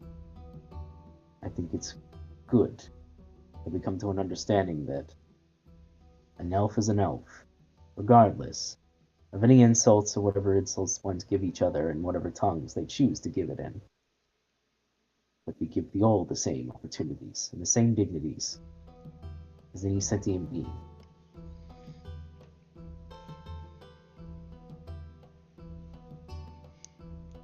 Eleanor just gives a small sigh and a nod. Yes. However, you do not need to inform me how it feels to be considered property. I know better than most what a gilded cage is like, Dalan. A bird in a cage is property. Now you're not. And now you can try and fight it. I was not meaning to. Cheer up. This is your golden opportunity. I said it earlier. This is yours to show what you can achieve. Not everyone gets a chance for moments like these. Some of us would give almost anything to know in a single moment that we can show someone who we truly are. I understand that, don't worry. Good. All my You life understand. I've chosen goals and I've sought them out. And even if I failed, I redoubled and I went back at it. I have a grand tenacity within me, Dalan. Though you may not have seen it very much. I've seen my fair share, and I have no doubt that you will succeed doubly so on this occasion. And as I said to Lady Aramu, I will be happy to see her give you a new outfit and weapon and take you somewhere nice. What she can do? The idea that she would give me trowel attire and a trowel weapon is surprising. She must be quite confident that I'll fail. You called her bluff. Makes sense to me. Ophelia actually But chips up. Oh, go ahead. Go ahead. No. That's all fair. So So Ophelia chips up a little bit. That woman with the red paint.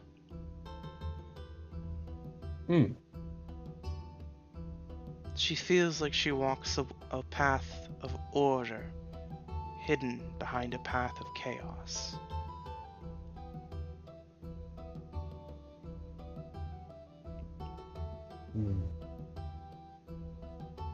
Those that are less astute might assume that she walks a path of chaos.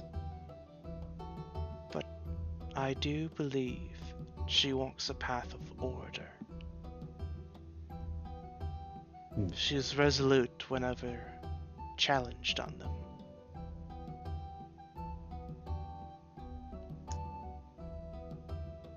I think so. Then we will do doubly to make sure we don't cause as much trouble as currently. Kind of glances across the table.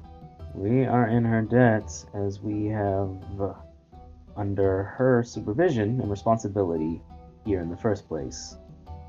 And speaking of responsibilities, currently,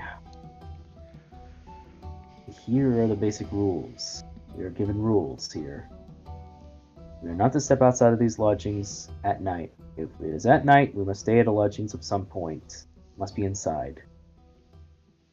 The reasons they've given are somewhat various, but suffice to say, being outside is a strong no. During the day, we may move around in the village, but in the village still. We're not allowed to wander outside during the daylight. If we meet anyone on the streets, we can speak with them should we wish, because they are adults and they understand that we are out here. But there will be certain buildings where guards will tell us not to enter, and that is because either young bloods are inside, as they refer to them, students, or young of any kind. They do not wish us to speak to any young bloods or unsupervised, or anyone unsupervised for that matter. And they especially, and he glances towards Yorm and Gildis. No, no accidental bondings, please. Oh, don't worry about that. Just a word to the wise. Not my type, really. Delon also glances to Eleanor. And that also involves you as well. Well, I never. I'm only saying it for now. I meant nothing by it. Maybe Delon's actually Delon's genuine. He's just like, I mean nothing by it. I'm just pointing it out. Them's the rules. The rule that was given. I am not interested in any gentleman here. We can just bond between each other, really. Is it dawn time? What time? What? Using the downtime. Oh, downtime, yeah. We have. Well, we're gonna have a few days at this rate. I will see if I can keep speaking to the enforcers, or perhaps the matriarch and patriarch. Perhaps we can get some trading in the meantime. There are certain resources here that I would love to see. Oh, before I forget, do not go to the High Castle under any circumstances. High Castle? Yes, from what I was told, I was just as surprised. There seems to be a High Castle in this very village. But they were very specific. The seer was very specific in saying, do not approach the High Castle. Because it is infested with spirits. Bad, evil spirits that is infested in, and it is unwise to venture there. Yeah, I reckon we should stay away from that. And I don't believe we have anyone who can sight swim. Perhaps one of us that would have experience, or at least knowledge of spirits. So, this is the rules we have so far. I will be getting a law book from the enforcer so I can more thoroughly know the laws of this village. But in the meantime, I hesitate to say any of this, but we are in their graces at this time. At least until Tulio arrives. I did make sure to mention to the patriarch that I am looking for him. So should he see him, to bring him to us immediately.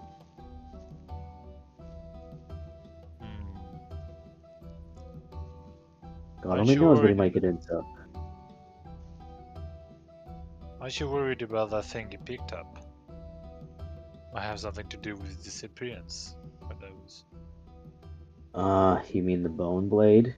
The bone, yes. Oh, goodness. It's entirely possible. Why does he always carry such trinkets?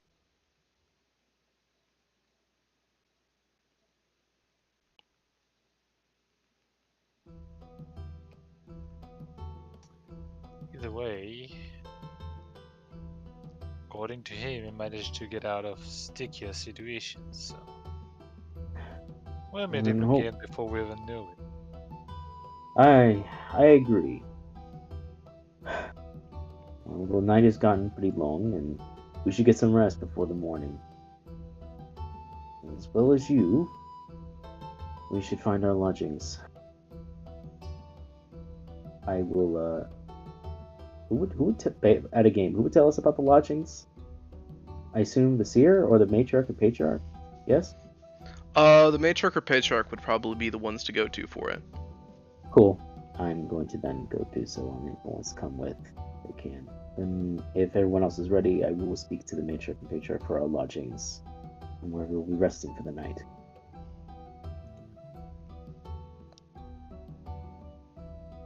If there are any objections otherwise. No, I don't have any. Alrighty. Sure. So as you approach them, you actually find that they're looking into the fire, and you hear a bit of their conversation. Yes, that has been worrying me as well. Yes, that many missing.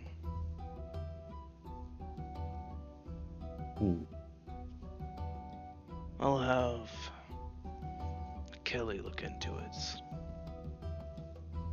Thank you. But I do believe we have company. With that, they turn around and give you a nod. What can we do for you? It has come late into the night, and as we are getting tired from our journeys, we wish, of course, to ask for you for our lodgings. I believe you were the ones to speak of such things. Ah, yes, of course. Walk up those stairs. Take you to the second floor. If a bedroom door is open, it is free for use. If it is closed, do not disturb. Thank you, your ladyship. I understand. Stay away from the room at the farthest end of the hall, with the two spears stuck into the ground with the skulls out front.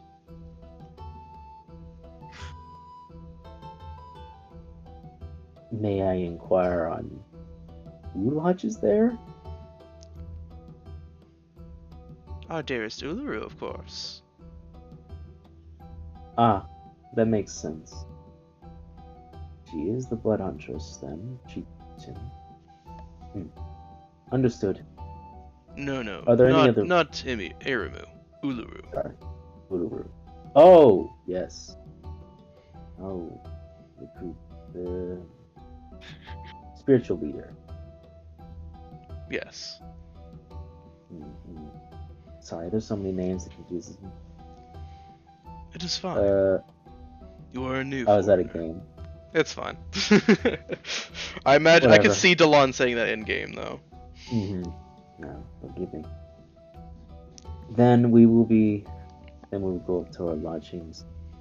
Again, if there's anything you wish to ask me or someone else, please feel free to do so. I am more than happy to be transparent.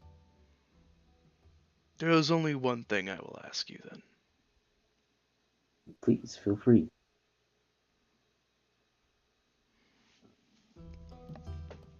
Do you know of any cloaked figures moving about?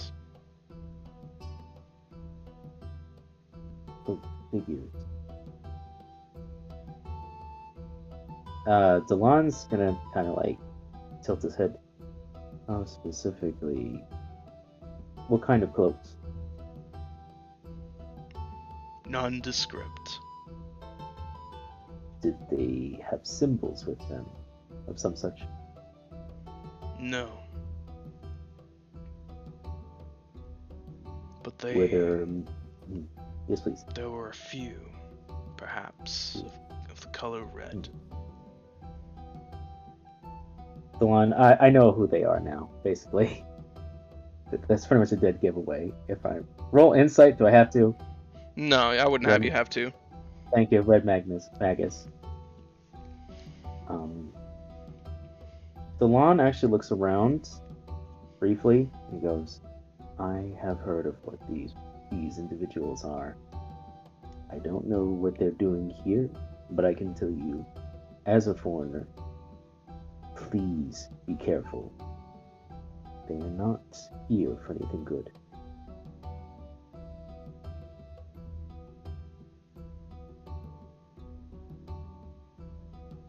I'd be more than happy to inform you more. but I don't feel the open lodge would be polite to do so. No. Despite that we are the only ones within the lodge, I would wish to consult with you in private. And I'd be more than happy to do so. But yes, I would be very careful with them.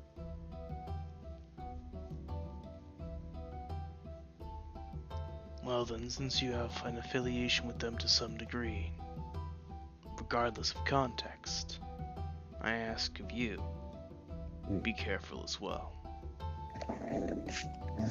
Aye. Thank you. And you as well.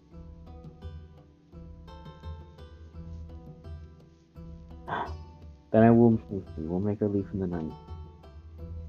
Both Sleep of you well. have a pleasure. You as well. Both of you have a pleasurable night. Oh, we intend to. I have no doubt.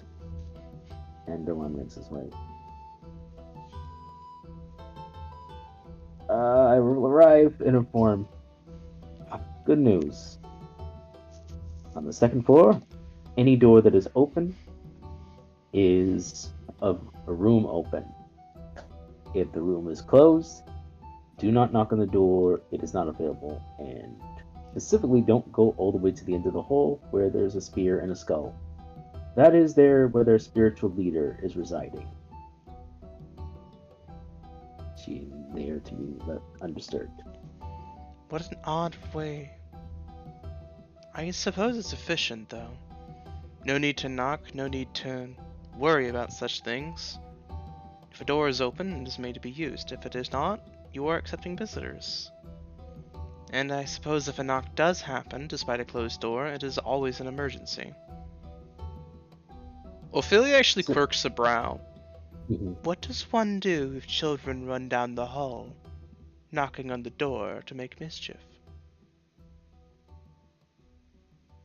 Delon just kind of glances and to Ophelia and says almost solemnly, Your Ladyship, based on this culture, there wouldn't be children running down the halls to make mischief.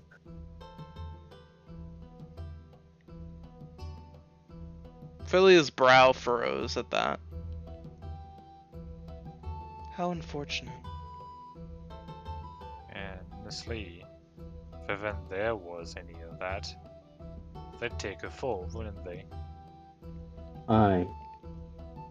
They would take the fall and be rendered a certain punishment not to do so again.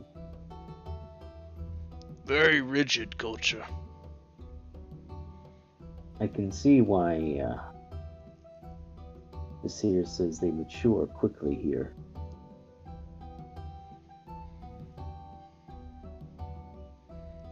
Nothing like some real world experience to make you grow up, eh? Aye. But it's been a long night, and we've earned a good bed rest, haven't we all? Absolutely. Let me finish this flagon first.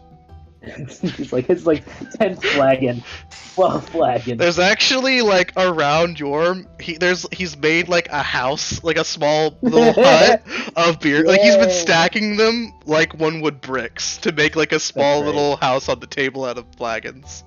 That's great. My room, I'll shoot my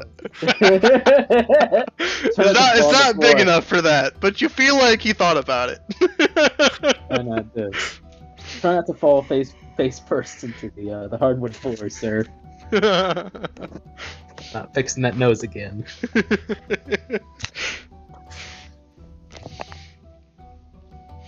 But alrighty. So with that, the party finishes up their festivities, enjoying some drinks and some relaxation, and make their way up towards the second floor for the evening. When you get up there, you find that the second floor is just as big as the first floor, and it has a lot of rooms. Most of them are open. Well, At the far end of the hall, there is a single room. It's actually it actually is the only room that doesn't have other doors lining it. It's at the far edge, basically in the corner, essentially. And it has 2 spears stuck into the ground. with what looks like a snake head on top of one of them, and on top of another one almost looks like some sort of lizard, baby draconic looking head. There's also no. a wreath of exotic tribal flowers on the door. And a grassy, flowery doormat between the skulls that frame the door frame, essentially. Hmm.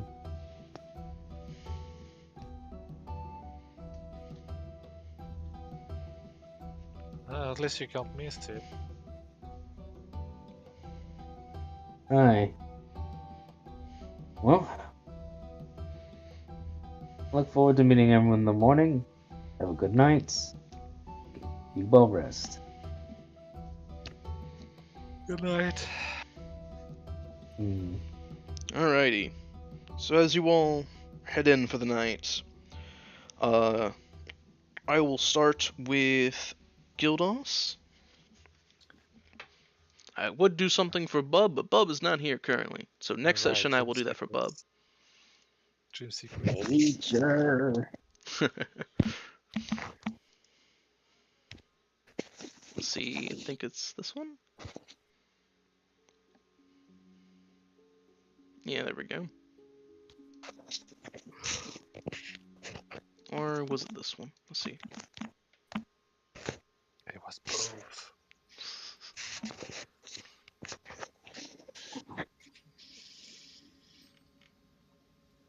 I swear I removed that from the song list.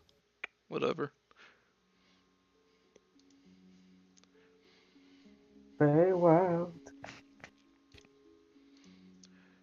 So Gildas, as you fall asleep, you find yourself relaxing until eventually sleep consumes you.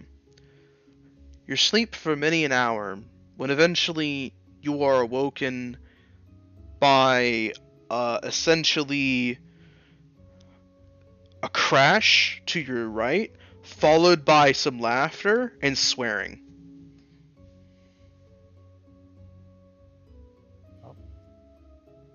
Wake up and look around. And imagine I recognize the place.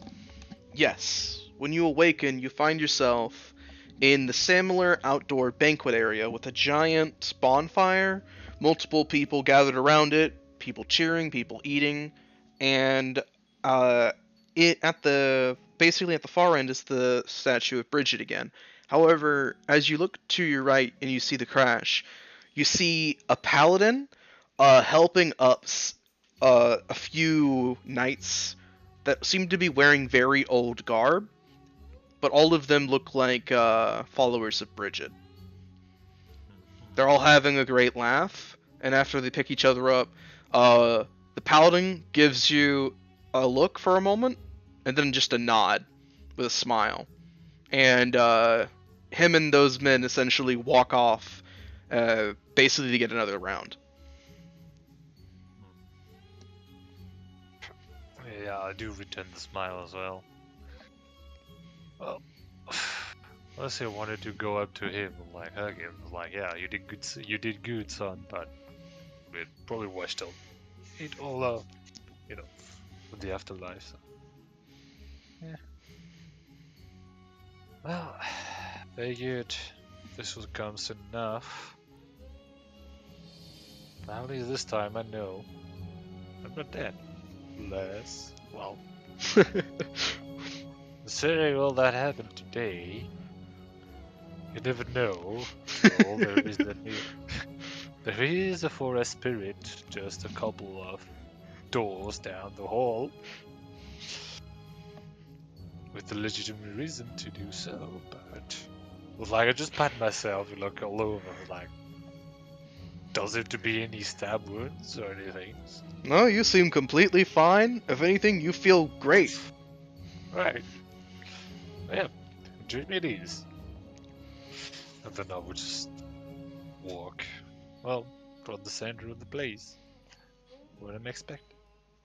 As you walk towards the center of the place, you find the bonfire and multiple people just cheering, laughing, drinking, and playing music all abound. One calls you over, and as soon as you get close, hands you a flagon, and then pats you on the shoulder, and you hear as he's an orcish-looking fellow, as he simply points over to the statue. Best not be late. Alright, you don't want to make a lady wait. Not unless it's for good reason. Well, I'll just raise my hand to the flagon, as a cheer, then make my way to the statue. You see, as soon as you raise a chair, everyone suddenly raises a chair, and then everyone starts drinking. The bard manages to drink while he's drinking from his lute while playing the lute. Yeah, of course he should. But as you approach the big old statue of Bridget, you find that it seems a bit shinier, with grander splendor. Not an excessive amount, more as if it's better taken care of than it once was. As if it's found a bit of a new life. It's been polished, essentially. When you walk up to it, the joys and festivities behind you almost seem to lessen. Not like they're gone, but more as if something else is capturing your attention, and they are muffled by it, essentially. Right. Out of focus and all. Eventually, the statue, you swear that a light is shining from the statue onto you for a moment, and you hear a voice. You have done well.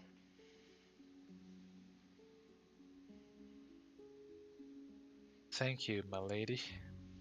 I've done what was expected of me.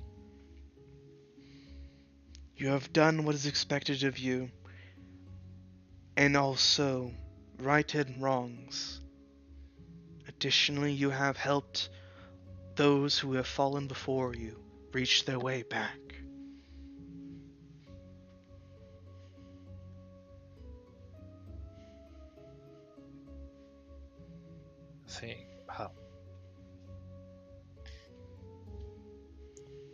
I think if I was alone in this ordeal, I'm afraid I would not have been able to, well, even be here today, or rather, it's likely I'd be here in the whole other context. And I think I thought about it. You knew that. That's why you waited until then to send me on my quest. Yes, I have sent those that had the power here before. However, even their power was not enough alone. I sent those with resolve stronger than yours. Even their resolve alone was not enough.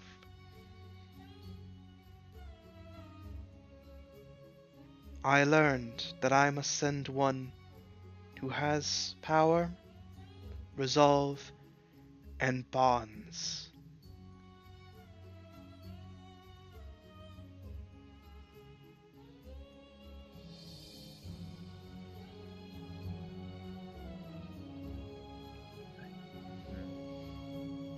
Trying to think of something to say, because I mean, she says that, but I'm like, the goddess of the goddamn party. You think bonds would be important, honestly. You could bring that up to her. Yeah, no, that's why I'm actually thinking of a way to actually bring this up. Let's see. But she's kind of my boss, so it's hard to be, I mean... She is also a pretty lax boss, so... I mean, yes, but... Thursday, forgive me, but as the patron of balls, parties, and merriments, I would think you would know best that bonds are one of the most important things an individual can have. Yes, they are. Unfortunately, I assumed that the bonds that once had festered, no, nurtured within their hearts, the bonds that they had taken with others, had bolstered their spirits and their magical resolves. When they walked within the valley, they took their bonds with them, and it would give them strength.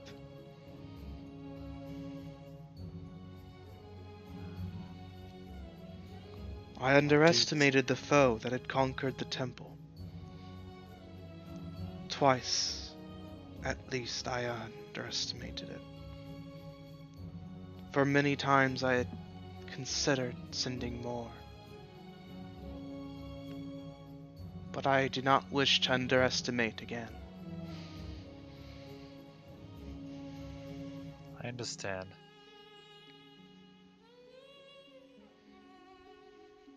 And truthfully, just sending bodies is the problem.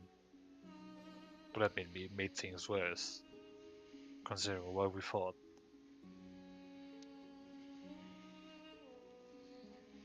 But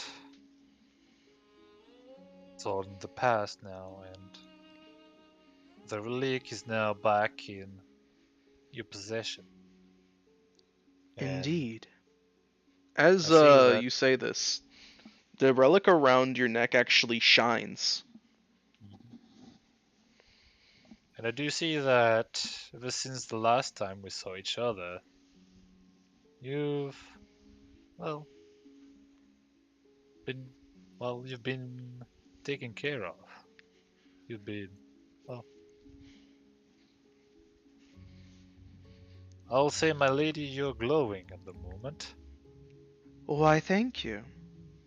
It is good to glow once more. In time, perhaps, I will glow further, my champion. But that remains to be seen. Right. After all, this was but my first trial.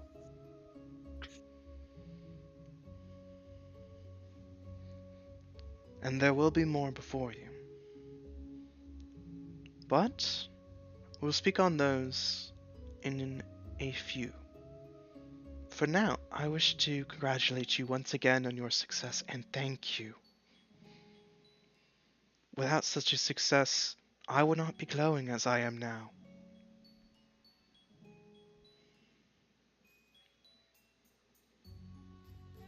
And I shall thank you once more for recognizing my contribution to you. Of course. Now, I wish to reward you thoroughly, as I feel you have earned it. So I'll tilt my head at that.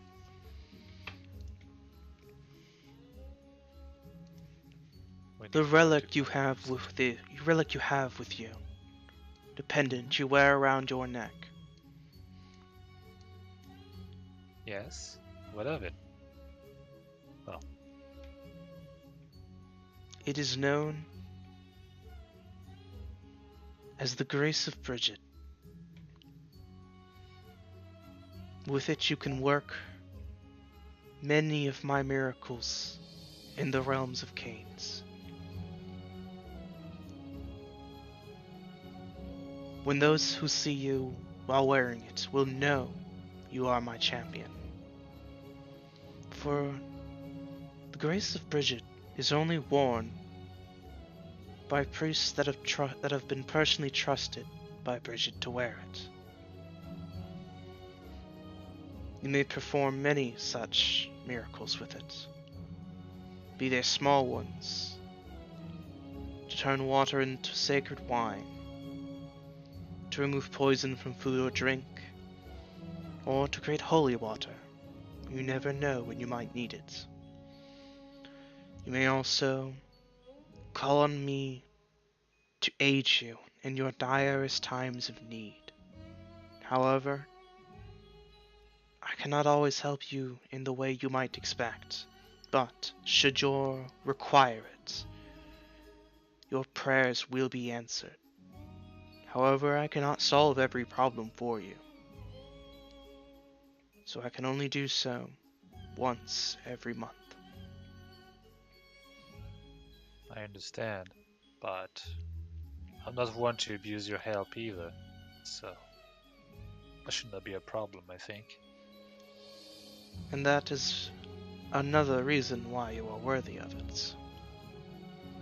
Those who would wish to call on me every month will find the aid lessening in success.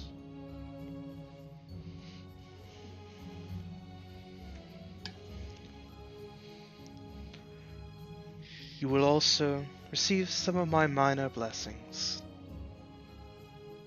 Should you wish to take up a musical trade of some sort, you will find yourself a bit easier at it, as well as you will find that gifts of nimbleness of the fingers will also be easier for you, which might aid you as a blacksmith. And It would. and when fighting creatures that are either lawful or evil, you will find yourself stronger for it. For as my follower, you walk a path arguably more difficult than either of those. On that note, I think I've actually felt the manifestation of that power in our previous battle. That is not It wa- surprising.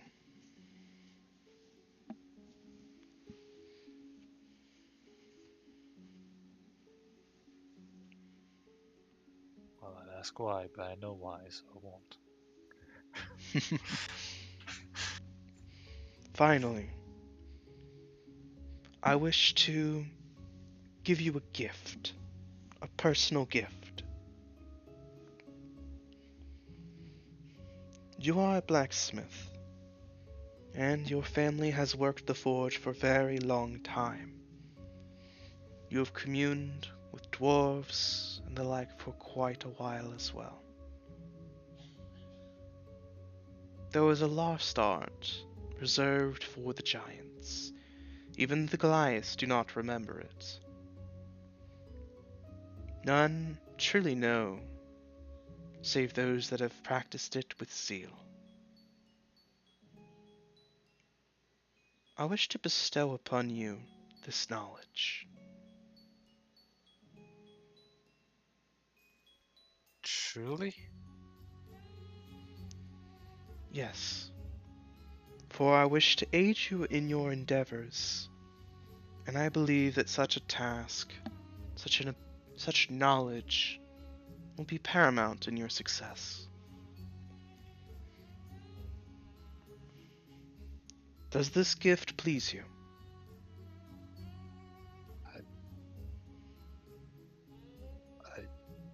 Of course it does.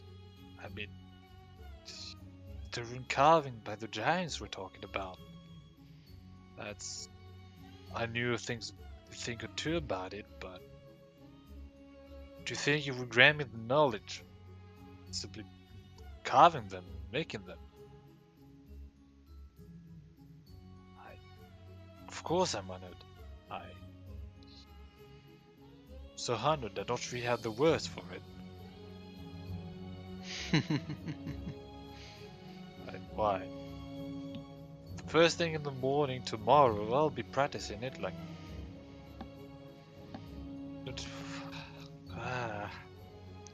I don't know. I don't know what I'll do, but I'll do something. Then do it when you know it. Yes. And with that, you feel as the light that is behind the statue, and seemingly coming from it as well, wash over you, almost like a warm embrace. And when it fades, you have gained new knowledge. As her voice begins to fade away bit by bit, she says a few last parting words. As my champion, Gildos, I wish for you to make your way to Gloucester. There is a temple of Bridget.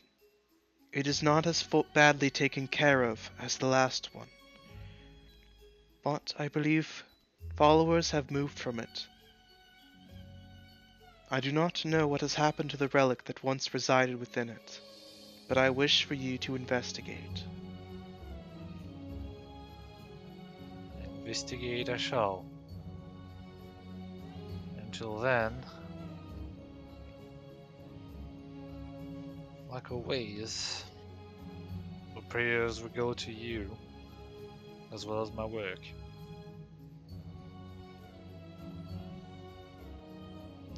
And I thank you for it. Now rest and enjoy yourselves in the festivities. For when the new day breaks, you will have new tasks to follow, my champion.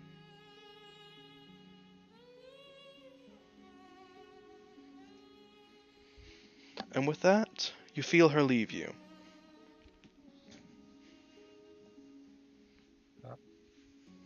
And now, how do you expect Gildas to stay to actually sleep now? I gotta cough, I gotta cough, I gotta cough. I just imagine Gillis was told to enjoy himself at the festivities, so he goes over to the festivities and starts carving. But I need the long rest anyways. Hey, it's a dream realm. You can get a long rest while carving. Uh-huh. Probably. No, but like, can you even get drunk in your dreams? It was like, what's the fuck on? No, you'll wait. If you were drunk, you would have woke up. You would have been drunk last night. No, in the dream, you could probably drink as much as you want and wake up no hangover. Well, yeah, probably enjoy it like for like an hour or two, just like last. Well, no, last time I did kind of leave a bit, so I'm like, yeah, I'm still not sure about that. No, yeah, I'll just enjoy it a bit, like we hang out with the paladin or the dead cleric. Alrighty. With like, wake up in the morning. So you enjoy your time with the bonfire, finding your way over to the paladin and the cleric. And as you have some good times with them, the paladin and the cleric make personally sure that you have a good time, essentially. And when all is said and done, they thank you multiple times for your aid, and they wish you well on your journey. I should be the one that can then, like, seriously. Like, I know I helped them get to the afterlife, but like, without what they did, they could have been possible, but yeah. Alrighty. And with that, you awaken. Now we'll move over to Delon. Okay. So Delon, as you get in for bed, and you lay down to rest, as you begin to fall, and let rest consume you. Wait, hold on. They did say something earlier about, like, don't you guys sleep upside down? So presumably there are no beds. There are actually no beds, but there are cloths on the ground, essentially, which are blankets. Okay. Well, alright, I There guess. are, like, poles and, like,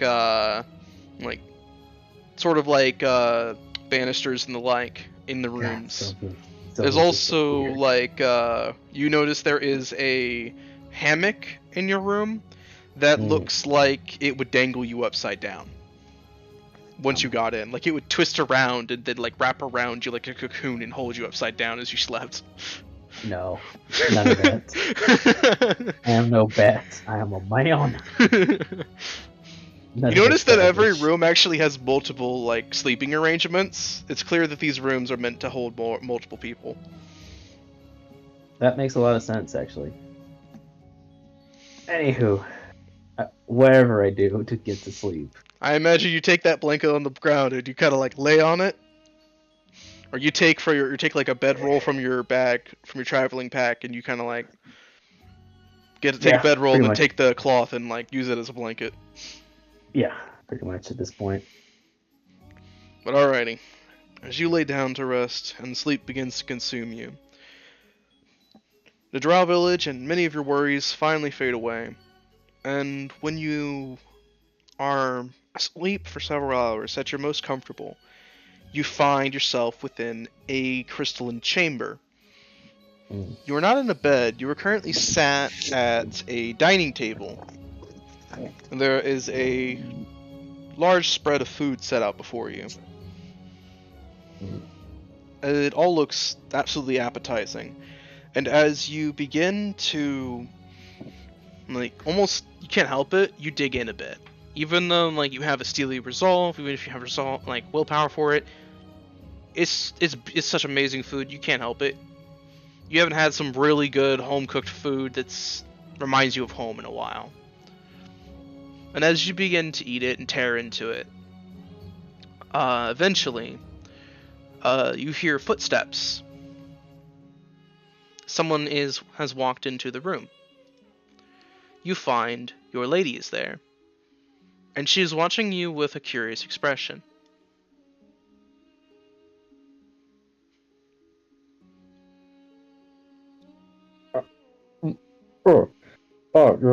Your ladyship. Pardon me. I couldn't help myself. This just looked so delectable. No, go ahead. It was prepared for you, after all. I am just surprised to see you eat it with so much gusto. Well, we have been traveling quite a bit, and having a meal like this isn't too often. Then I am glad that it warms you. She walks further into the room and actually takes a seat in the chair basically across from you. So you're basically looking directly at her. Mm. Word has reached me that the pass has been cleared. Well, that's good news then. It is. I wish to ask you. Hmm. What were the details of it? How did it go? Delon puts his utensils down, gently wipes his mouth, and says, "Oh.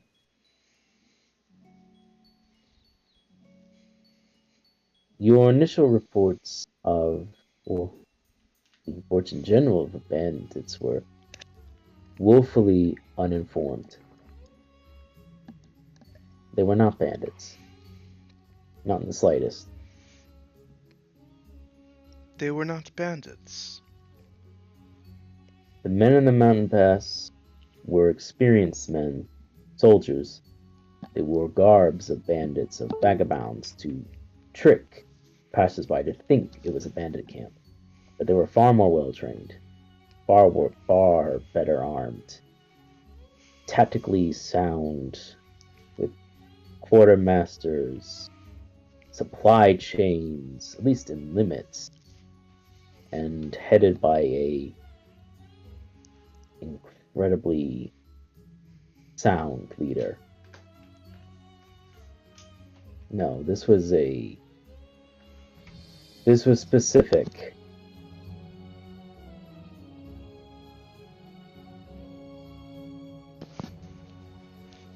She nods at you. I see. All of the reports from the merchants said that such a group were very well armed. Numerous banditry. That is what they wanted the reports to be. When they gathered a caravan, they would take the supplies, take what they could, any armaments or any supplies that they did not need, they would then sell back into the local area. They would only utilize what they could. The commander of their forces was adamant on making sure no merchants were harmed as much as they could, and that this was a tactical position. This was a gambit to draw attention. And when we arrived, the commander felt the attention had finally, the one he had been seeking, had finally arrived.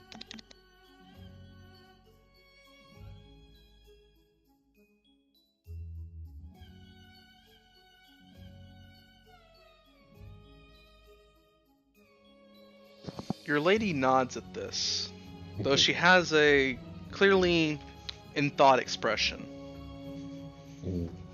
He wished for noble attention. Aye, your ladyship. He wished specifically for noble attention. I see. It was his whole endeavor. I understand, perhaps, why. Yes, I understand why he desired it, and why he believed it had been fulfilled. You are of a noble line. Though young, it is a noble line. Combined with the fact that you are of my line now as well, within my servitude. Well, that is quite the noble visage.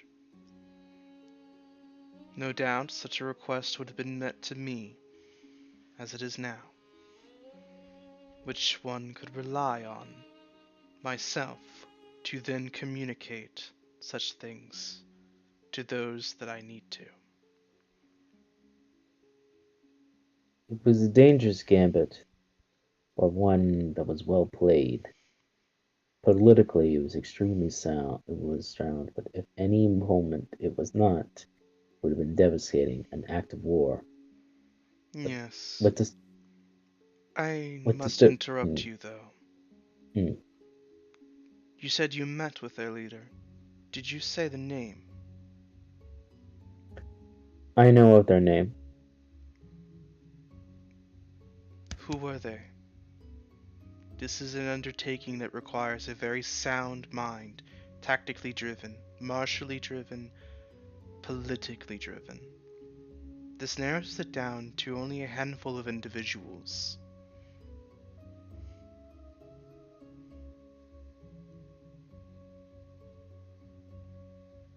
Delon is actually pretty silent. Normally he would, but he's worried, considering whether or not to speak it.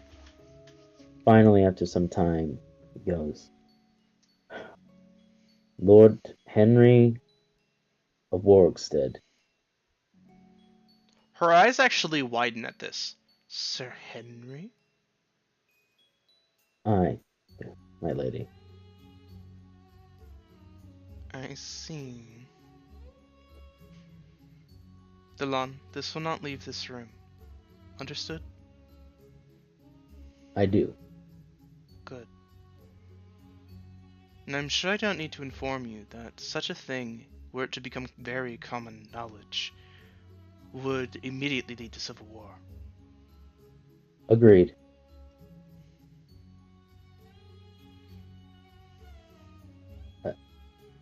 My lady, additionally, Lord Henry informed me on some situations. I feel as if it's crucial that I report this to you. Renaud has been taking land in Gloucester, secretly, posing as Gloucester, and slowly, inch by inch, taking over villages and keeps and towns under Gloucester's nose. As you say this, her eyes slowly close, and she stands from her seated position and turns her back to you.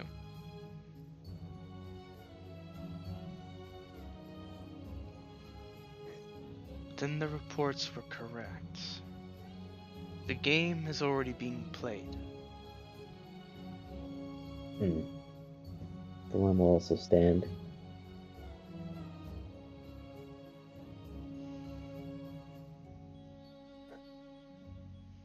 I also must inform you that Nebulum is doing something similar, if his maps are to be believed, which he seems to be well informed.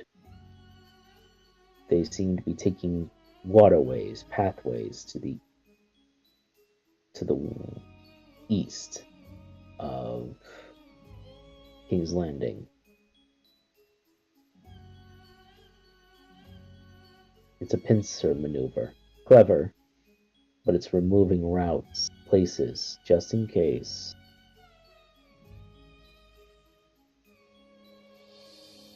Truthfully, I don't know how long Nebulum has been considering this, but knowing this nation's desire for power and control, probably for a long, long time. I do not believe the Lord of Nebulum wishes to seize King's Landing. However, I do believe he wishes for some of King's Landing's land, as well as some of its resources, in a very tactically sound, defensible position. The Lord of Nebulum enjoys pleasantness. He enjoys having a stacked deck in a game of poker. Cards up his sleeves, if you will. Hmm. He is comfortable losing so long as he loses with more than he came in with.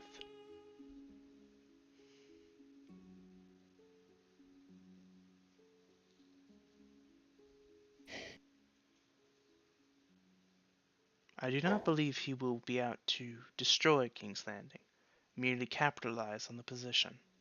Renaud, however,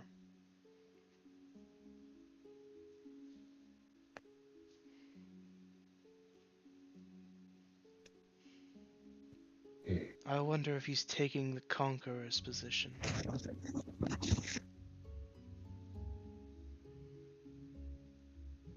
Perhaps he feels as if Queen's Landing should be his. I know our late queen was Ronaldian. And they unfortunately had no heirs. The fact that the throne, and he believes it to be his by rights, is purely speculation currently. There is no truly accounted and plausible source currently. So I will not speculate on it. But from his position, and what I know of his holy weapon, I wonder if he is taking the conqueror's position. As the last time the Civil War happened, there was one region which was deemed the conqueror, which conquered the other regions, uniting them under one banner, and thus gained the right of king.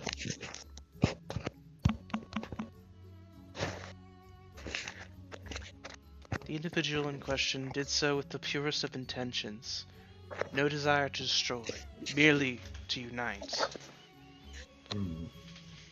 Or so the records go. It was before my time. My lady, history has many twists and turns. Only the victors get to write how one thing ends. With very few documents saying otherwise. I would My not lady, be surprised if the Lord of Reynolds knows of this very tale, and believes he could become king by uniting the kingdom.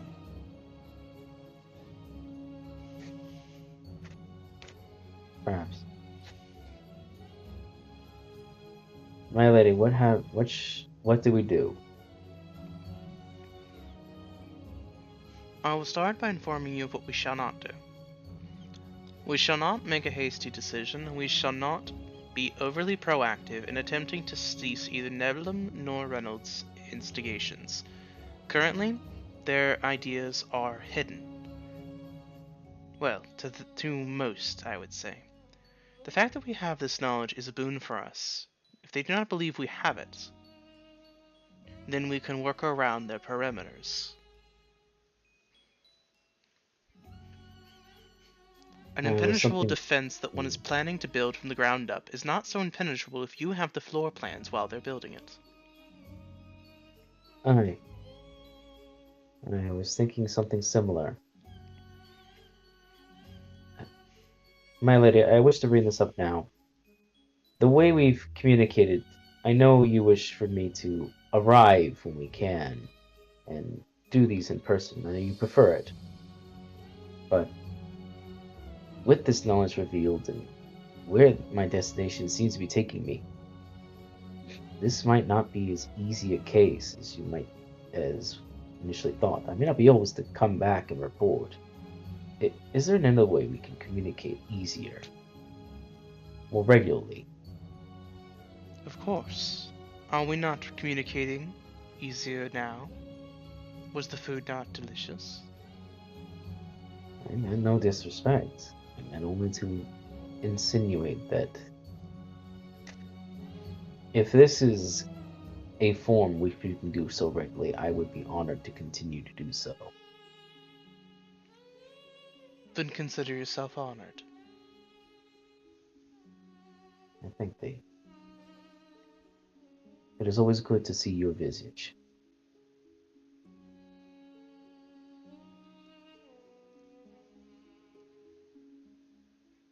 It is good to see you return in one piece.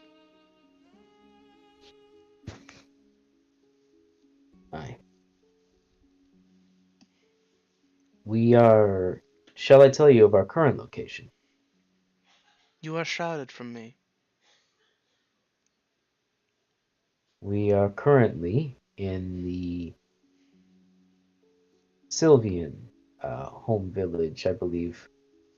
The colloquial term is Drow. Yes, I know of them.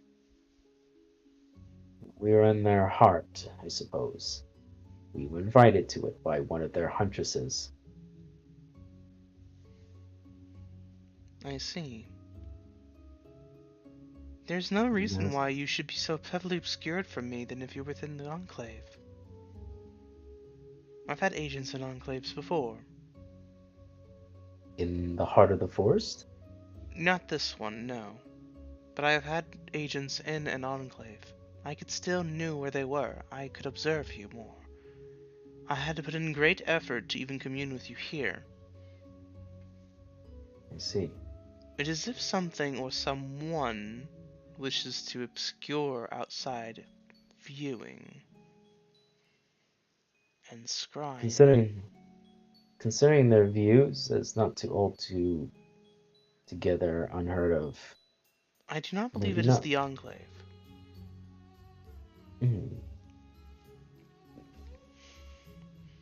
And what? I do not know. I simply know that it feels nefarious. Like one of the kobolds when they've secretly stolen one of your daggers and believes that they can keep it for being a heroic entity. One knows when one is being a bad liar. Hmm. It is this kind of shroud, a shroud of perhaps knowing guilt, of knowing that whatever, if one were to see, retribution would come. The shroud that only the guilty hide behind. Shroud only the guilty hide behind. I do not consider myself as righteous as my silver ancestor, but even I cannot deny that this is a guilty shroud.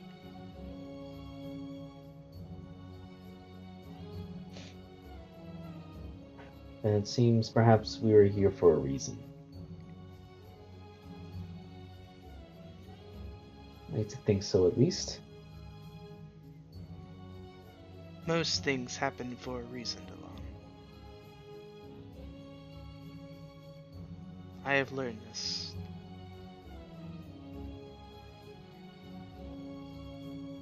see. Is there anything else you was to communicate with me? Yes. The one at this point is kind of like approached near her. She Keeping a has polite kept a distance. respectful distance from you, but she has not stopped Mhm. you when you came a little closer.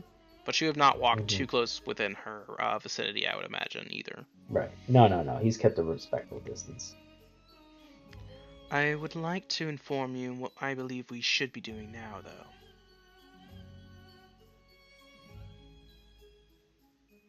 I believe that I will be needing to get in contact with certain individuals. I may make a guest appearance at a certain invitational ball.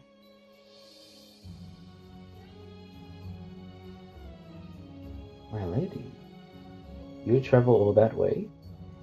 I have done so before, but I feel I may need to do so again.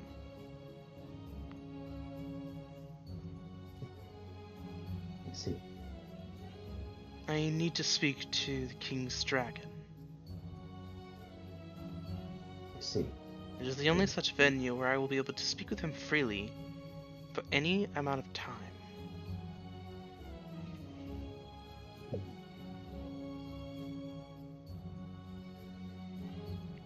Currently, our plans, laid by Harding and I, will be heading to, after the drow situation with the Sylvians, we would head back to the Wood Elf village, grab our items, make our way back to Gloucester, going through the mountains to do so, and then head into Renauld. And then, if all goes well in Renauld, make our way back out, and hopefully slip back into King's Landing. And then from there, our destination will go however it needs to. I believe that is an excellent path to take. However, I have it on good authority that by the time you enter Gloucester and begin arrangements to head into Renauld, you will be contacted. Contacted. Yes, you will be brought over to King's Landing. Thorn thinks for a moment. Oh? Ah, yes, of course. Of course. After all, Gloucester is simply a hop and a skip away, and it wouldn't be too far out of your way to head that way once you're there. No, it wouldn't. I see. Very well.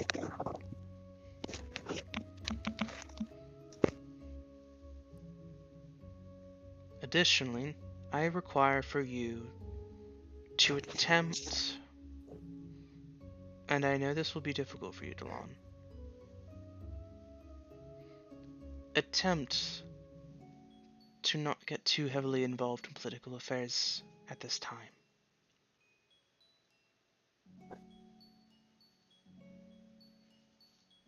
Far be it from me to say so otherwise, my lady, but what will I do when the political affairs come from me? All things happen for a reason. I simply wish to inform you of it. Many of these affairs currently will, if you were to be captured or obtained, would make you a very valuable piece to be stolen. Hmm, I do I not see. wish to lose that piece. A peace, then. I see. A good strong piece. Do not think ill of my terminology, Delon. My mind is in another place. I am thinking tactically. Well, then, my lady, it's a good thing. I don't think ill of your words or verbiage.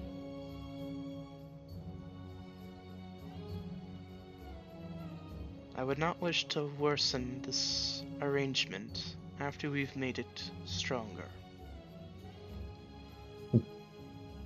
Agreed. But I do wish to bring something up to you then.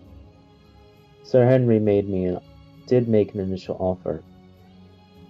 he wanted us to, or at least to me, to belong to the, as he calls it, the King's Rebellion, and search for a king. He knows I'm looking for the Kingsglaive. And I've been informed about information of the Kingsglaive that I had not before, thanks to speaking to Lord Bahamut.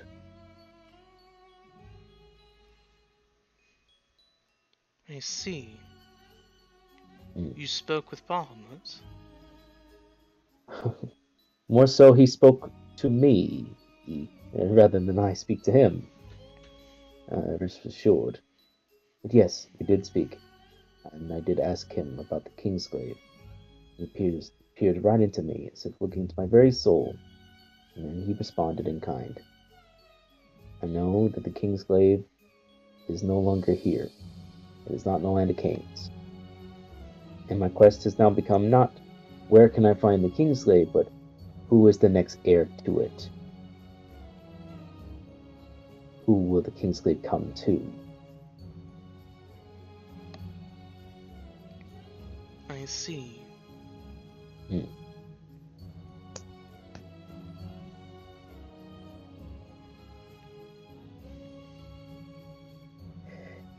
But with the King's Rebellion in mind, I said I'd think about it. Truthfully, I did not want to make it such a crucial decision without speaking to you about it. Politically speaking, I do enjoy the freedom of my neutrality.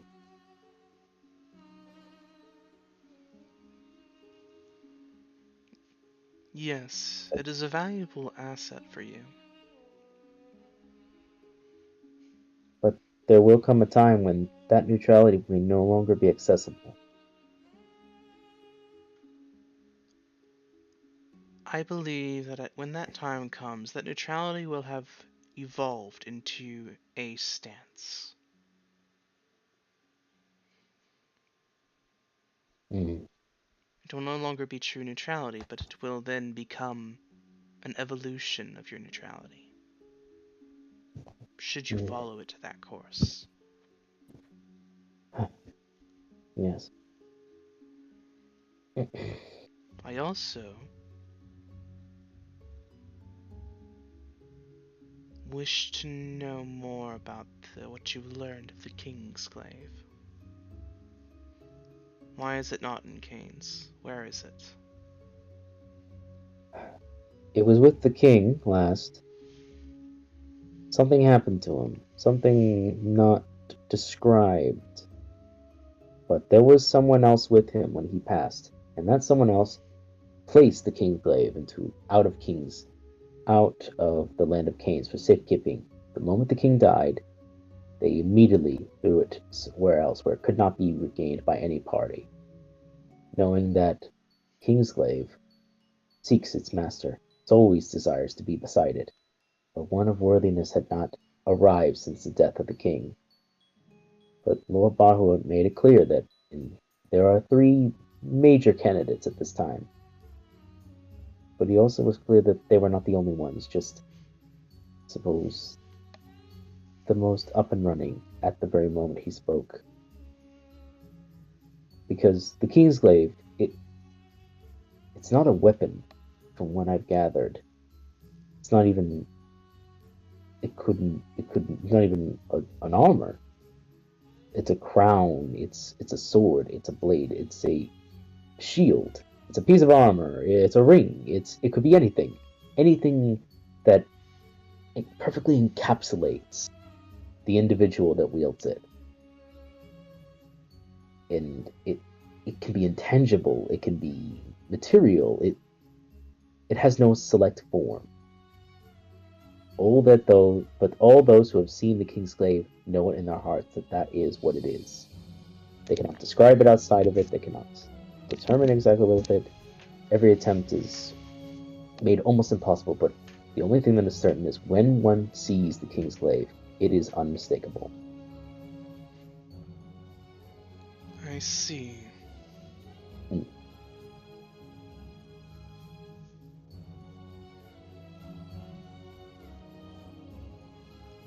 when I I saw have a- it, it took the form of a weapon. Let's see. A weapon with a golden tassel. The tassel waved and shined with the brilliance of the divine. And all who saw it were inspired, save those who were not with the king. For they knew defeat was near.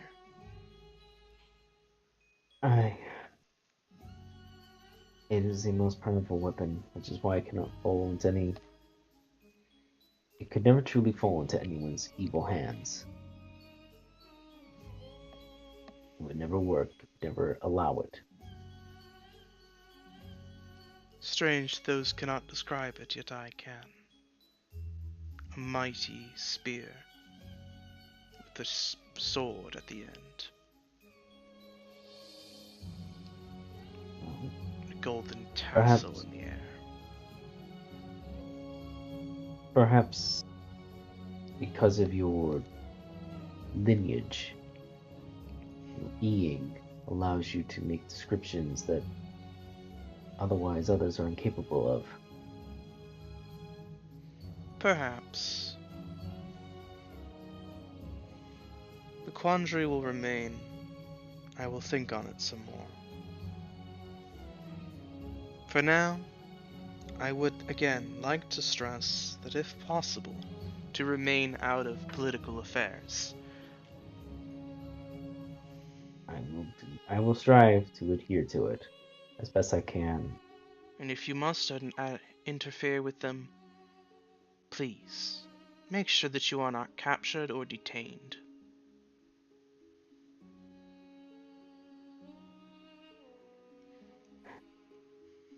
I will try to do so. Thank you. Of Now, course. with that out of the way, I want you to simply remain doing what you've been doing. And should you wonder what my next task for you will be, do not fret. I am purposely not giving you another task instantly, as you have already completed 2 tasks, and one of them, you completed it in multiple fashions.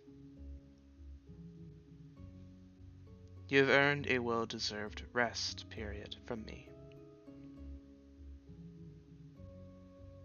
The next time I'm you honored. receive a task, I will personally give it to you, in the same manner which you have been here. And I will make sure there is food available as well. When I give you a task, and when you are here, you deserve a small taste of home. Many who follow my charge do not get to go home very frequently. I strive to give them a taste so that they might remember.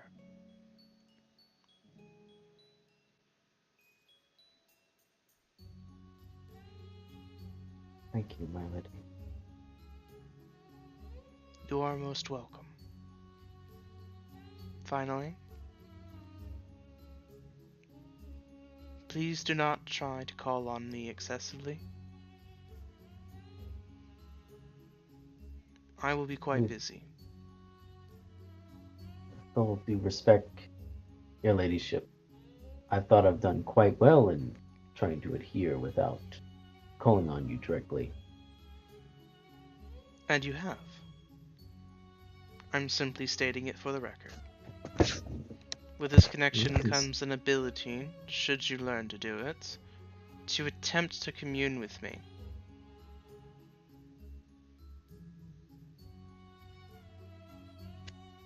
Understood.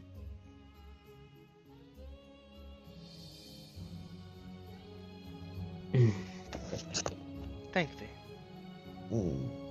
Now, please enjoy your food. It should remain hot for you. You will not be joining me? No, I do not believe I will be eating. Should you wish it, I could remain a bit longer, You do eat with such gusto. It is amusing to see. Oh, amusing is it? Yes, you eat with a dragon's ferocity. Well, it's good to know that that I eat with such way that pleases you.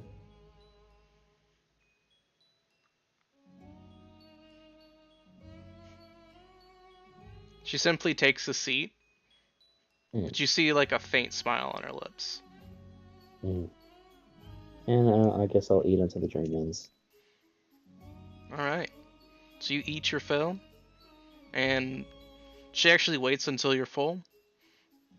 And once it's all said and done, you begin to feel yourself awakening. Just before you awaken, you hear her voice once more.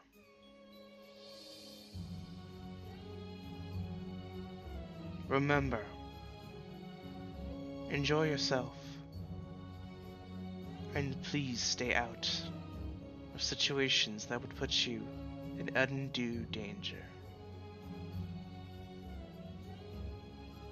Good luck with that.